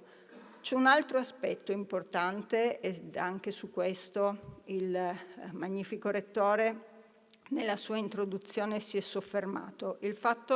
Ci sono due aspetti sui quali sempre più ci si deve concentrare. Uno è sicuramente il tema di un'azione transdisciplinare o multidisciplinare, che dir si voglia. Non esistono più le certezze che probabilmente, soprattutto nel corso del Novecento, davamo per assodate. L'evoluzione porta a una multidisciplinarietà che solo all'interno dei corsi che sono partiti quest'anno, rispetto a quelli sommati a quelli che sono partiti negli anni precedenti, ne danno dimostrazione. Un intervento che è sempre più internazionale, perché comunque sia questa è l'università, anche questa è l'università che deve dare risposte a cittadini che saranno cittadini del mondo, dopo essere stati in maniera importante soggetti della trasformazione e dell'appartenenza alla loro comunità. Ecco, rispetto a questo credo che l'Università di Udine nel corso di questi anni, sono già stati dati i numeri, abbia in maniera importante saputo agire su questo territorio. Io credo che questo è il ruolo della politica, quella di essere a fianco a chi sa immaginare delle traiettorie per cercare di dare delle risposte. Lo abbiamo fatto, non è questo il luogo, lo ripeto, in cui enunciare cifre che vanno ad aggiungersi a quelli che sono gli interventi previsti all'interno del PNRR, gli interventi previsti dal Governo nazionale, gli interventi che abbiamo aggiunto con il Fondo Sociale Europeo. Sono numeri che però credo diano la dimostrazione di quella che è l'attenzione e il rispetto che l'amministrazione regionale ha nei confronti del nostro sistema universitario, chiedendo a loro adesso quel coraggio, quella capacità di uscire semplicemente dalla terza missione dell'università, dalla prima, dalla seconda, dalla terza, di riuscire ad uscire e di essere soggetti che accompagnano la società tutta, ognuno per quelle che sono le sue competenze, ognuno per quello che è il suo ruolo, a disegnare davvero quella transizione che riempie ogni nostra lettura, ogni nostra quotidianità, ma fin tanto che non riuscirà ad accompagnare questo territorio in maniera importante e questa gente in maniera importante non avrà successo. Per cui buon anno accademico a tutti, con l'orgoglio di una regione come il Friuli Venezia Giulia che ospita anche l'Università di Udine. Grazie.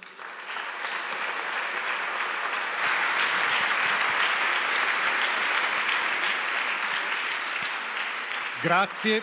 Ora la cerimonia prosegue con la Lectio Magistralis della professoressa Maria Chiara Carrozza, intitolata Ricerca e innovazione, quali prospettive per l'Italia? Buongiorno a tutte e a tutti, magnifico rettore, autorità, sindaco De Toni. È vero, ci siamo visti 10 anni fa, non era proprio qua, ero da un'altra parte. Esatto. E quindi è un piacere, saluto tutta la comunità accademica, le studentesse, gli studenti, tutti gli ospiti, le colleghe e i colleghi, buon anno accademico. È un piacere essere qua di nuovo dopo 10 anni e ho seguito l'evoluzione dell'Università di Udine e ho cercato in questo mio intervento, che cercherò di contenere il più possibile, visto anche il programma così intenso e anche i discorsi così importanti che abbiamo sentito fino ad ora, le considerazioni sul nostro futuro, e volevo semplicemente fare una riflessione sull'importanza della ricerca e dell'innovazione. Da Presidente del Consiglio Nazionale delle Ricerche, una comunità di circa 10-11.000 persone, difficile da contare, ogni giorno c'è qualcuno che arriva, qualcuno che parte, 8.700 persone a tempo indeterminato che fanno parte della nostra struttura, 240 sedi su tutto il territorio nazionale, molte delle quali sono anche all'interno delle università e nei campus universitari, alcune invece in aree dove siamo noi del CNR ad avere la titolarità.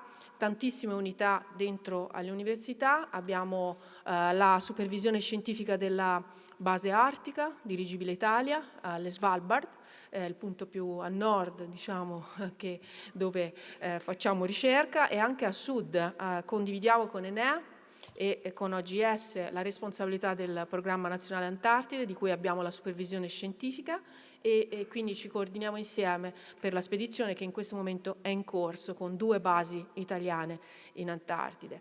Abbiamo una nave oceanografica che ci è stata donata dall'ex CEO di Google, Eric Schmidt, che abbiamo e stiamo implementando, che sta facendo la prima campagna nel mare italiano, il Mar Ionio, e è partita il 16 novembre, proprio quasi nel nostro centenario, per inaugurare una serie di campagne scientifiche che faremo nel Mediterraneo e oltre, e che attrezziamo come infrastruttura scientifica per tutta la comunità nazionale e internazionale. Abbiamo responsabilità di molte infrastrutture di ricerca, che è anche uno dei temi importanti di cui appunto oggi vogliamo parlare. Le infrastrutture di ricerca che noi cerchiamo di amministrare, come la base Dirigibile Italia, la nave, ma anche tante altre infrastrutture distribuite sul territorio nazionale. Solo per esempio in montagna, sulle montagne italiane, noi gestiamo più di 20 stazioni dove facciamo misure non solo della qualità dell'atmosfera, ma misuriamo parametri fisici, chimici, biologici, che fanno parte di infrastrutture anche finanziate dalla roadmap ESPRI della Commissione europea, e tutta questa attività, che quindi va dal monitoraggio ambientale alle scienze della vita, con anche in questi giorni si celebra un convegno importante a Roma, proprio oggi pomeriggio, sulla bioinformatica, e quindi infrastrutture di ricerca che riguarda in questo caso le scienze della vita. Tutto questo è al servizio della ricerca e dell'innovazione italiana, e quindi questo è uno dei ruoli che gli enti di ricerca, i grandi enti di ricerca a livello internazionale stanno svolgendo, ed è uno dei ruoli importanti, ma che non avrebbe senso senza la comunità accademica, senza una forte interazione con l'università italiana. Un argomento molto importante su cui vorrei porre l'enfasi è che il CNR è un grande abilitatore di competenze, di attività di ricerca, anche grazie alla gestione di queste infrastrutture, ma non può sopravvivere e vivere senza un legame fortissimo con l'università.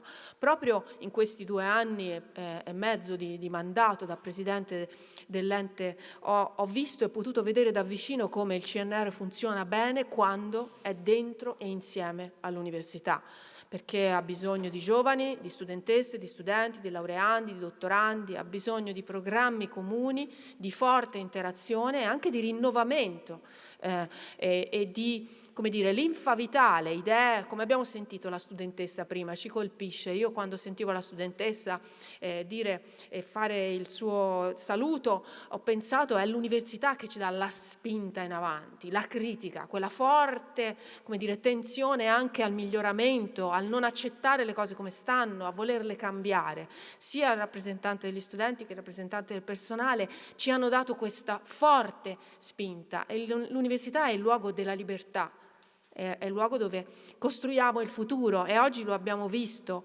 e tutto si fonda su questa, come vediamo, la dinamica, la relazione del rettore, ma anche le studentesse, il personale, è tutto fondato sull'idea di costruire il futuro, e di tutto questo il CNR ovviamente ha bisogno e svolge il suo ruolo al meglio quando appunto riesce a lavorare insieme.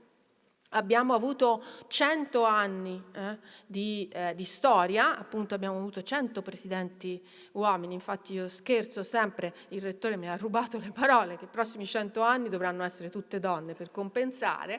Ovviamente questo non sarà possibile perché deve sempre vincere il merito, però è vero che insomma è anche un segnale importante che l'Italia sta dando, il Presidente del Consiglio, adesso la Presidente della CRUI, la Presidente del CNR, insomma anche l'Italia sta cercando, come dire, di dare questo segnale importante, però nello stesso tempo tutti noi abbiamo il fiocchetto rosso che ci ricorda che dobbiamo ancora fare molta strada, perché la violenza sulle donne ancora ha degli indicatori preoccupanti che tutti quanti non ci hanno fatto dormire, soprattutto la storia di Giulia ci ha, come dire, anche in qualche modo coinvolto in questa tragedia, anche nelle considerazioni che ancora oggi è giusto che all'università, come nei luoghi della ricerca e della cultura come il CNR, continuiamo a parlarne per capire che percorso dobbiamo fare per recuperare. A volte io sono una ragazza degli anni '80 e mi sembra che stiamo tornando indietro rispetto ai sogni che noi avevamo negli anni '80. Io ero fermamente convinta che il mondo sarebbe sempre stato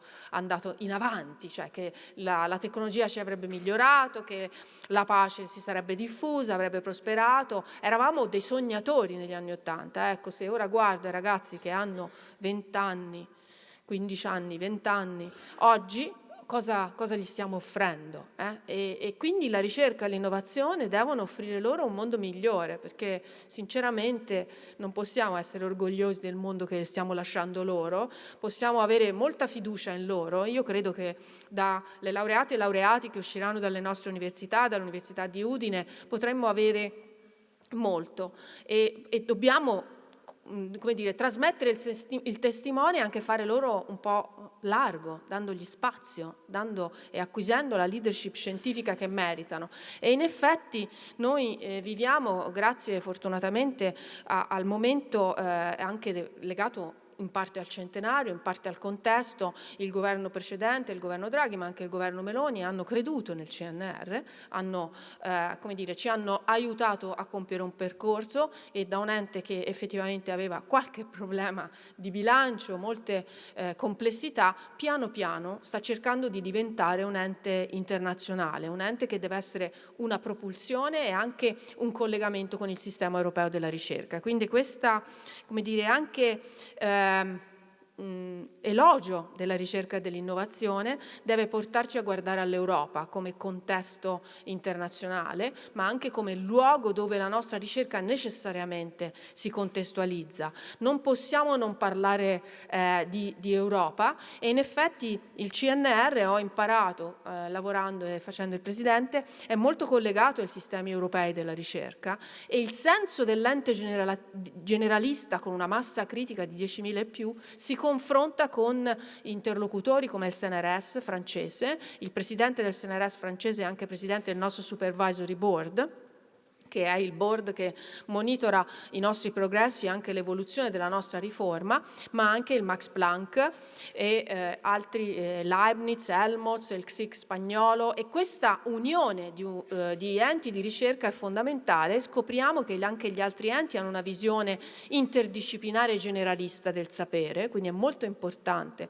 questo concetto di grande ente generalista. Hanno la responsabilità di infrastrutture di ricerca che oggi sono europee. Il grande elemento di attrazione per gli studenti e le studentesse, e anche quindi per i ricercatori e per i talenti verso l'Italia e l'Europa, è legato alla disponibilità di queste infrastrutture, perché senza queste infrastrutture di ricerca non è possibile svolgere ricerca competitiva oggi. Quindi è un grande ruolo importante, e forse questo è cambiato rispetto a 10 anni fa.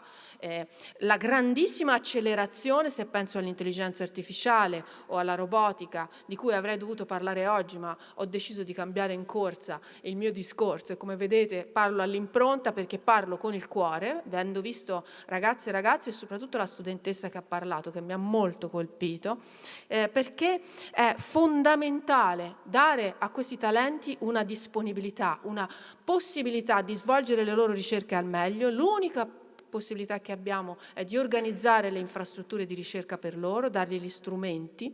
Oggi, una volta era il computer sulla scrivania, oggi invece sono la possibilità di fare esperimenti di bioinformatica, avere la possibilità di avere piattaforme digitali per digitalizzare i loro dati, per utilizzare i loro dati per la ricerca. Penso che il professor Brusaferro qualche accenno lo farà, e anche per monitorare e avere dati per il monitoraggio ambientale, per elaborare nuovi modelli, per esempio per il monitoraggio del clima.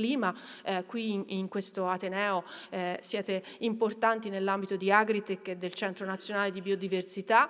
La biodiversità è una delle più grandi sfide che noi abbiamo oggi, perché il Mediterraneo, il nostro paese e l'Europa sono degli hotspot in cui perdiamo biodiversità, che è strettamente collegata anche con il cambiamento climatico e con i suoi effetti. Quindi la grande sfida di svolgere e di realizzare un centro nazionale sulla biodiversità è uno dei salti in avanti più importanti che il nostro Paese ha fatto, credendoci in modo strutturato, un investimento importante. Io spero che costruiremo la più grande comunità di ricercatori interdisciplinari che lavorano sulla biodiversità.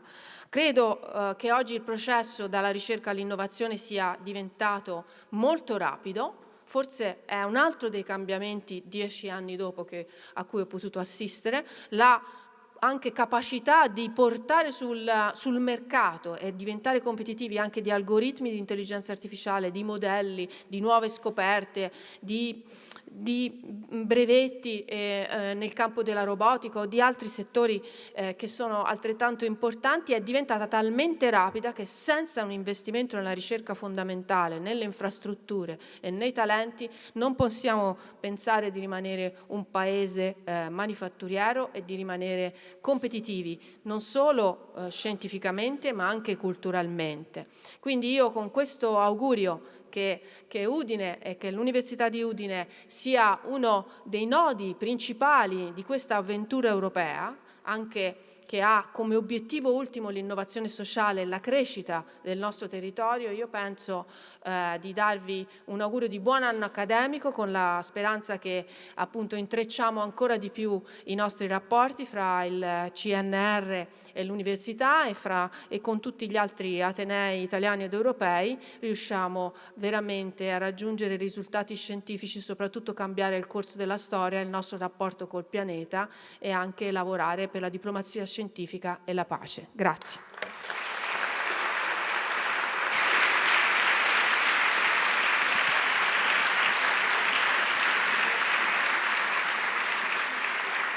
Grazie. Ora la prolusione tenuta dal professor Silvio Brusaferro, ordinario di Igiene Generale Applicata del Dipartimento di Area Medica. La prolusione si intitola Salute e benessere per le comunità, il contributo della sanità pubblica. Magnifico Rettore, Assessore regionale Rosolén, signor Sindaco, Presidente del CNR, autorità politiche, civili, militari, accademiche e religiose, colleghe e colleghi, personale tecnico-amministrativo, studentesse e studenti, signore e signori, consentitemi prima di tutto un sentito ringraziamento al Magnifico Rettore per avermi invitato a tenere questa prolusione sulla sanità pubblica, che poi è la disciplina nella quale io sono docente e che è anche la mia passione. Il significato attuale del termine public health o sanità pubblica, poi spiegherò meglio il dettaglio, lo dobbiamo a Sir Donald Hutchinson, che è il Chief Medical Officer del Servizio Sanitario Inglese, che è stato Chief Medical Officer, e che nel 1988 l'ha definita come la scienza e l'arte di prevenire le malattie, prolungare la vita, promuovere la salute umana attraverso sforzi organizzati e scelte informate della società, delle organizzazioni pubbliche e private, della comunità e degli individui. In Italia la traduzione public health non è stata letterale, ovvero salute pubblica, ma il termine più comune utilizzato è sanità pubblica, con l'inevitabile rischio di focalizzare il concetto di salute solo rispetto alla dimensione della sanità, che invece è una delle dimensioni necessarie per promuoverla. Ai fini di questa lettura, userò il termine sanità pubblica nella sua accezione internazionale di public health. Così definita, la sanità pubblica si configura con confini sfumati e permeabili, che le impongono di interagire e dialogare necessariamente con molteplici altri settori e discipline che contribuiscono in modo determinante alla salute. L'abbiamo anche sentito stamattina: economia, agricoltura, attività produttive, istruzione, ambiente, lavoro, trasporti, politiche sociali e così via. La definizione rende anche evidente come norme, modelli organizzativi e misure proposte dalla sanità pubblica nei diversi paesi e nelle diverse epoche storiche sono fortemente legate ai valori e alle regole che caratterizzano le stesse società e le persone che la compongono. Questo può aiutarci anche a comprendere meglio le differenze odierne che esistono tra paesi e anche all'interno degli stessi paesi. Società, organizzazioni, comunità e individui sono infatti protagonisti del perseguimento della salute attraverso il loro sforzo organizzato e le scelte informate. Allora l'aggettivo pubblico diventa così caratterizzante rispetto al centro dell'interesse, ponendo al centro dell'interesse la popolazione, l'azione collettiva della comunità e l'azione di governo. Quest'ultima richiede tra gli altri l'armonizzazione della partecipazione democratica con le conoscenze tecniche, il perseguimento della trasparenza, proteggendo nel contempo la privacy, e il generare e mantenere fiducia nelle istituzioni.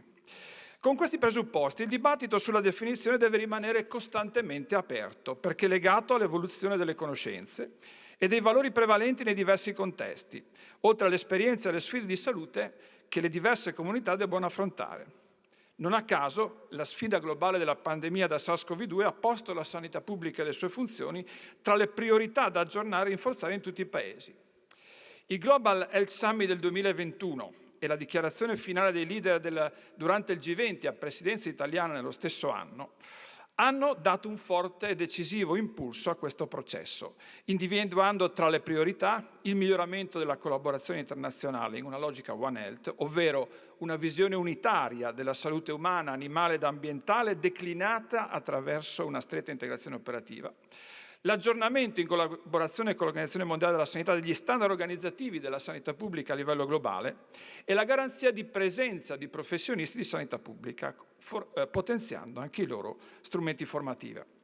Su questa forte indicazione l'OMS ha avviato un processo che, partendo dalla definizione dei piani di preparazione e risposta ai rischi per la salute, ha aggiornato le funzioni essenziali della sanità pubblica, che vedete qui riportate. Il perimetro d'azione è così oggi ben definito da 12 funzioni essenziali, tra loro interconnesse e interdipendenti, e da 40 servizi da garantire. L'obiettivo attuale è quello di adottarli a livello globale, di renderli interoperabili a tutti i livelli. Per supportare la formazione di professionisti capaci di esercitare le attività pratiche, è stato messo a punto e condiviso un insieme di 20 competenze, articolate in vari domini e, come vedete nella slide 3, questo processo ha visto l'Italia partecipare attivamente ed ha trovato la sua conclusione tecnico-scientifica con l'approvazione del documento Competency and Outcome Framework Towards the Delivery of Essential Public Health Function, ovvero sia un documento che definisce le competenze a livello globale, e questo documento ha trovato il suo completamento tecnico in Italia. Ora è al vaglio degli Stati membri e nella prossima assemblea dell'Organizzazione Mondiale della Sanità, la prossima primavera, dovrebbe essere adottato globalmente. Il concetto di salute si sta ampliando, è uno strumento ovviamente dove la sanità pubblica è uno strumento per perseguire la salute. Se tutti conosciamo come nel 1948 l'Organizzazione Mondiale della Sanità inseriva nel proprio statuto una definizione allora rivoluzionaria e tuttora valida di salute, uno stato di completo benessere fisico, mentale e sociale, e non soltanto l'assenza di patologie e di infermità. Anche se ad oggi non ha trovato una nuova formalizzazione, questa definizione nel tempo è andata evolvendosi, riconoscendo come la nostra condizione di salute è dinamica, in relazione all'evolvere dei determinanti della salute, ambiente, trasporti, condizioni abitative, ma dei fattori di rischio, fumo, alcol, attività fisica, alimentazione, violenza, dei nostri comportamenti, delle patologie e degli strumenti per superarle e controllarle. Dipende allo stesso tempo dalla nostra abilità di trovare continuamente il migliore equilibrio possibile tra i diversi fattori, che in sintesi si traduce poi nella nostra percezione di salute. In altre parole, ognuno di noi oggi ha un ruolo decisivo rispetto alla propria salute, attraverso le scelte quotidiane e la capacità di adattamento, oggi fortunatamente sempre più supportata dalle tecnologie. Altri fenomeni contribuiscono al progressivo allargamento del concetto di salute, e una di queste è l'evoluzione del concetto di salute mentale, definita, è una definizione particolarmente rilevante oggi, stato di benessere mentale che consente alle persone di far fronte agli stress della vita, di realizzare le loro abilità, di apprendere a lavorare bene e di contribuire alla propria comunità. Il peso crescente epidemiologico e di carico di malattia che i disturbi e le patologie legate alla salute mentale hanno ed avranno nei prossimi anni e lo stesso benessere mentale sono infatti determinanti rispetto alla nostra capacità individuale e collettiva di assumere decisioni, di costruire relazioni, di modellare il mondo in cui viviamo. Parimenti contribuisce ad allargare il perimetro del concetto di salute il concetto di well-being, che tradotto in maniera estremamente molto semplice vuol dire benessere, che l'OMS definisce come uno stato positivo vissuto da individui e società simile alla salute e risorsa per la vita quotidiana, determinata da condizioni sociali, economiche ed ambientali. Attorno alla definizione di well-being si stanno sviluppando molteplici linee di lavoro, dalla messa a punto di un insieme di indicatori quantitativi da parte dell'OCSE, capaci di rappresentare sinteticamente, attraverso questa dimensione, la crescita e lo sviluppo e la ricchezza di un paese, andando così ad integrare un classico strumento, ma troppo essenziale oggi, che è il prodotto interno lordo, alla sua declinazione rispetto alla salute, come vedete qui rappresentato, considerata nei suoi grandi capitoli. È proprio attraverso il concetto di well-being che la riconosciuta stretta relazione tra salute e dimensione economica è oggi oggetto di ricerca per una sinergia istituzionale tra sanità pubblica, economia e finanza. Se da un lato infatti la pandemia ha reso evidente la stretta e biunivoca relazione tra salute e ricchezza di un paese, dall'altra l'ampliamento della dimensione della salute comporta inevitabilmente un aumento delle risorse e degli investimenti necessari. Accanto ad una sensibilità che progressivamente amplia il perimetro della dimensione salute, molteplici fenomeni influenzano il suo perseguimento e impattano sui sistemi sanitari. Tra questi gli effetti del cambiamento climatico, l'emergere e riemergere di patologie infettive a carattere epidemico, la presenza di guerre e conflitti, il numero di rifugiati, i flussi migratori, le subentranti crisi economiche, l'urbanizzazione e la globalizzazione, ma anche fenomeni come l'antimicrobico resistenza, l'invecchiamento della popolazione e le crisi della natalità che colpisce un po' tutta Europa, l'aumento delle persone e degli anni vissuti con compresenza di più patologie, il crescente impatto di disturbi mentali e ancora il tema dell'equità in generale e specificamente di genere.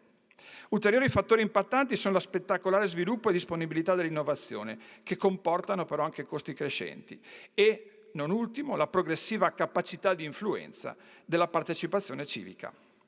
Si tratta di fenomeni con ricadute spesso globali che si declinano molto velocemente, spesso sovrapponendosi, rendendo così più articolate e complesse le possibili risposte che debbono tener conto del fatto che capitale sociale, sicurezza economica, ambiente fisico, risorse individuali della comunità e rafforzamento dei sistemi sanitari influenzano positivamente il nostro stato di salute, mentre esclusione sociale, senso di frustrazione, disgregazione delle comunità e diseguaglianze agiscono in senso opposto. Ma tutti questi sforzi e investimenti sono in grado di migliorare la durata e la qualità della nostra vita? Se ci fermiamo un attimo e guardiamo indietro, alcuni esempi possono esserci d'aiuto. All'inizio del secolo scorso, 1900, nel nostro paese l'attesa media di vita alla nascita era pari a 41,9 anni. Oggi, a poco più di un secolo di distanza, l'attesa media di vita alla nascita raggiunge gli 83, più che raddoppiata.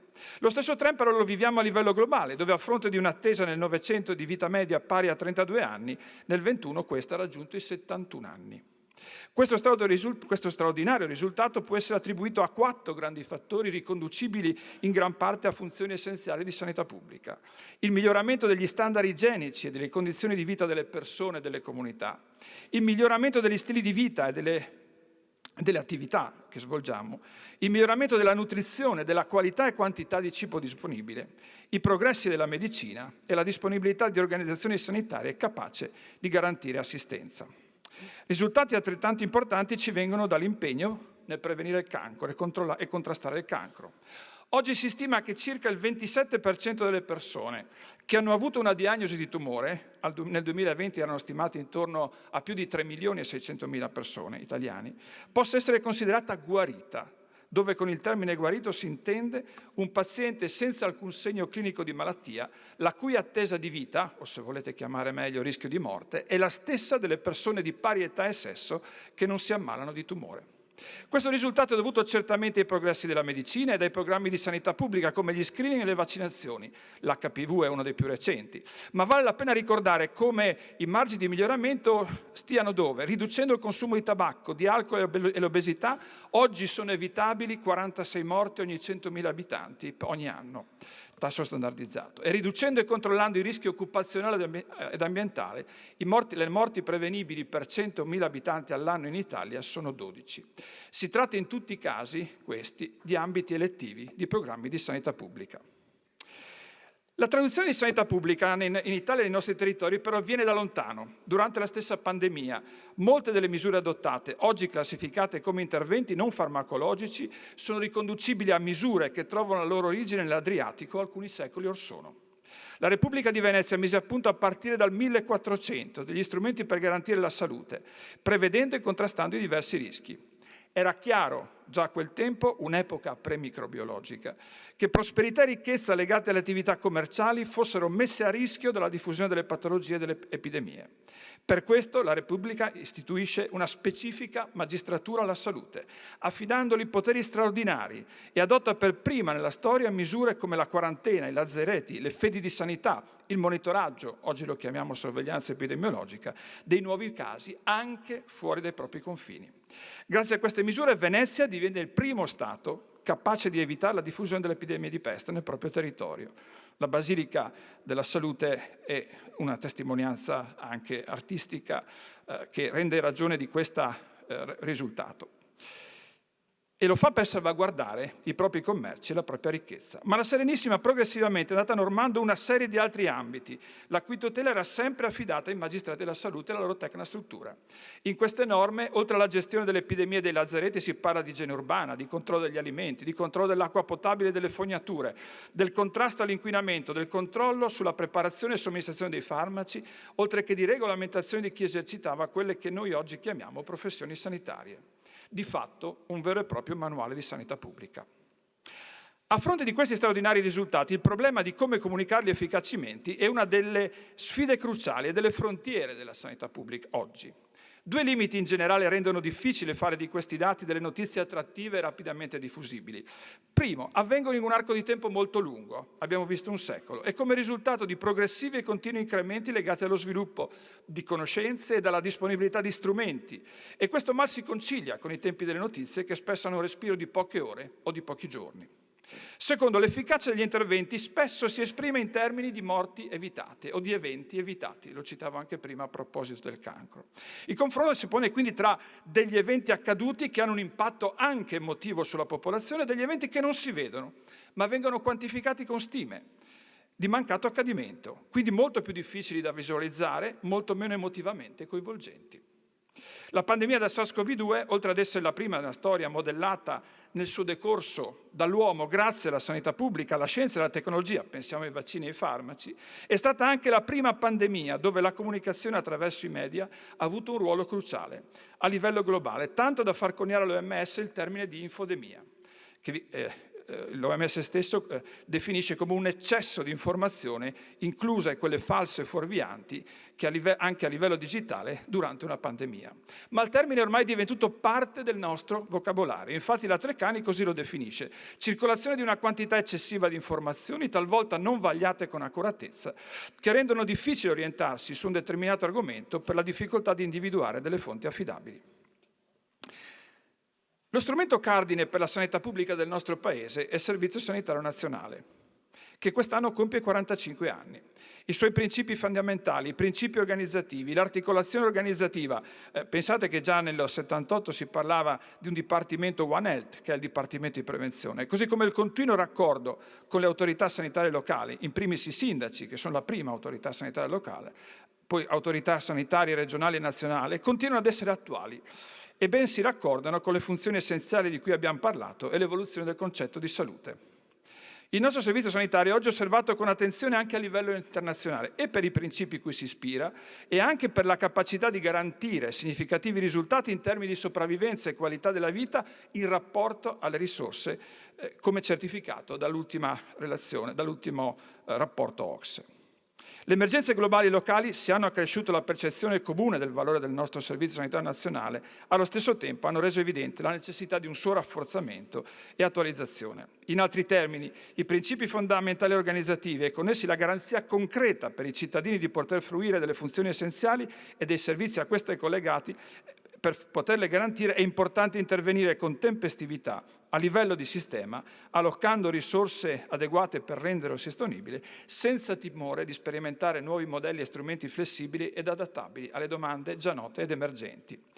Non è questa la sede per entrare nei dettagli dei possibili interventi, sappiamo però che misurazione e valutazione dei fenomeni avvengono attraverso dati validati e certificati con metodo scientifico e vanno riportati a tutti gli interessati. Questo consente di progredire continuamente nella conoscenza e migliorare la qualità dei servizi. Oggi è in corso un significativo investimento sulla digitalizzazione, sia a livello europeo sia a livello nazionale col PNRR, che può consentire lo sviluppo di sistemi di dati tempestivamente condivisibili che possono essere trasformati in informazioni che possono supportare le scelte individuali di comunità. In questa prospettiva però il rispetto della protezione dei dati personali è importante, ma dobbiamo essere consapevoli che è necessario trovare un giusto punto d'equilibrio con le esigenze della sanità pubblica, se vogliamo effettivamente utilizzare al meglio questi strumenti e supportare con metodo scientifico i processi decisionali e continuare nei trend di miglioramento. Mi avvio alle conclusioni. La recente pandemia ci ha reso più consapevoli della interdipendenza tra dimensione globale e locale, della reversibilità di alcuni indicatori di salute, pensiamo semplicemente all'attesa media di vita, così come del doppio filo che lega salute e benessere, per cui non c'è crescita di una comunità senza salute e non c'è salute senza crescita. A determinare la salute delle persone e delle comunità contribuiscono, come abbiamo visto, molteplici fattori. Questo comporta una consapevolezza e un impegno attivo delle persone e delle comunità nelle scelte che coinvolgono tutti gli aspetti di vita a partire dalla storica dialettica che accompagna le misure di sanità pubblica, nella ricerca di un punto di equilibrio tra l'esercizio della libertà del singolo e le esigenze della comunità. Tutto questo richiede uno sforzo straordinario nell'aggiornare e adattare visione, strategie ed azioni a livello globale e per noi anche di Unione Europea. Per l'Italia questo significa in primis rafforzare e aggiornare il nostro Servizio Sanitario Nazionale, salvaguardandone i valori e i principi e rendendolo sostenibile. Per poter fare al meglio sono necessari investimenti sulla ricerca, è stato detto più volte oggi, e sui professionisti del settore e sulla loro formazione. E qui è fondamentale il ruolo delle università con la loro capacità di contemperare universalità e radicamento nel territorio, come l'Ateneo di Udine ben testimonia. Si tratta di scelte e di investimenti che richiedono tempi lunghi, coordinamento tra i diversi settori, continuità e correnza negli anni per poter rendere evidenti e persistenti i loro effetti. È infatti importante, molto importante, essere consapevoli che i programmi di sanità pubblica devono essere supportati e mantenuti anche quando il problema per cui sono stati attivati sembra non essere più visibile o avere dimensioni limitate. I risultati e le conquiste raggiunti sono infatti spesso reversibili e solo grazie a continui investimenti e alla continua attenzione possiamo controllare i rischi, modellare i determinanti di salute e garantire capacità e flessibilità di risposta nel momento in cui si propongono nuovi e inaspettati rischi ed emergenza. Comunicare e rendere evidenti i benefici che i programmi di sanità pubblica apportano alla salute di ognuno è urgente, anche per rafforzare un altro fattore decisivo, la fiducia nelle istituzioni, elemento che anche in letteratura epidemiologica viene sempre più riconosciuto come elemento determinante rispetto alla capacità dell'efficacia e all'efficacia della nostra risposta alle crisi e alle emergenze. A fronte di queste sfide, però, abbiamo molti dati positivi. Abbiamo scenari di obiettivi condivisi, quale l'approccio One Health, adottato anche dal G20 a livello internazionale, il percorso per il raggiungimento degli obiettivi dell'Agenda ONU 2030. Abbiamo strumenti per misurare dove stiamo andando e per mettere in campo in modo coordinato i programmi. Abbiamo una riconosciuta tradizione nazionale e locale, declinata quotidianamente dai nostri professionisti e dai nostri ricercatori. Abbiamo università e enti di ricerca che possono supportarci con nuove conoscenze ed evidenze. Abbiamo anche filiere produttive nel nostro Paese e in Europa in grado di mettere a punto tecnologie innovative. Una frase molto nota di Enrico Mattei recita: il futuro è di chi lo sa immaginare. Oggi il contesto storico ci chiede, attraverso le nostre scelte personali e di comunità, attraverso la nostra ricerca e attraverso la nostra capacità di formazione come atenei, di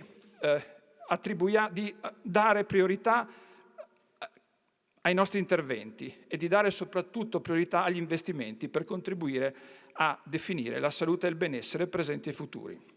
La sanità pubblica, con la sua storia, i suoi strumenti tecnico-scientifici ed i suoi professionisti, è preziosa per aiutarci a costruire il presente e ad immaginare il futuro. Grazie per l'attenzione.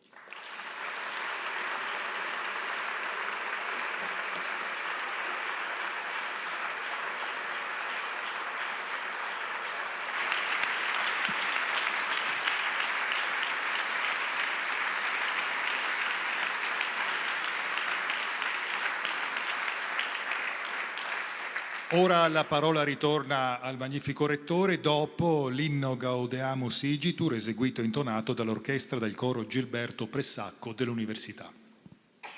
È stato bello, è stato bellissimo.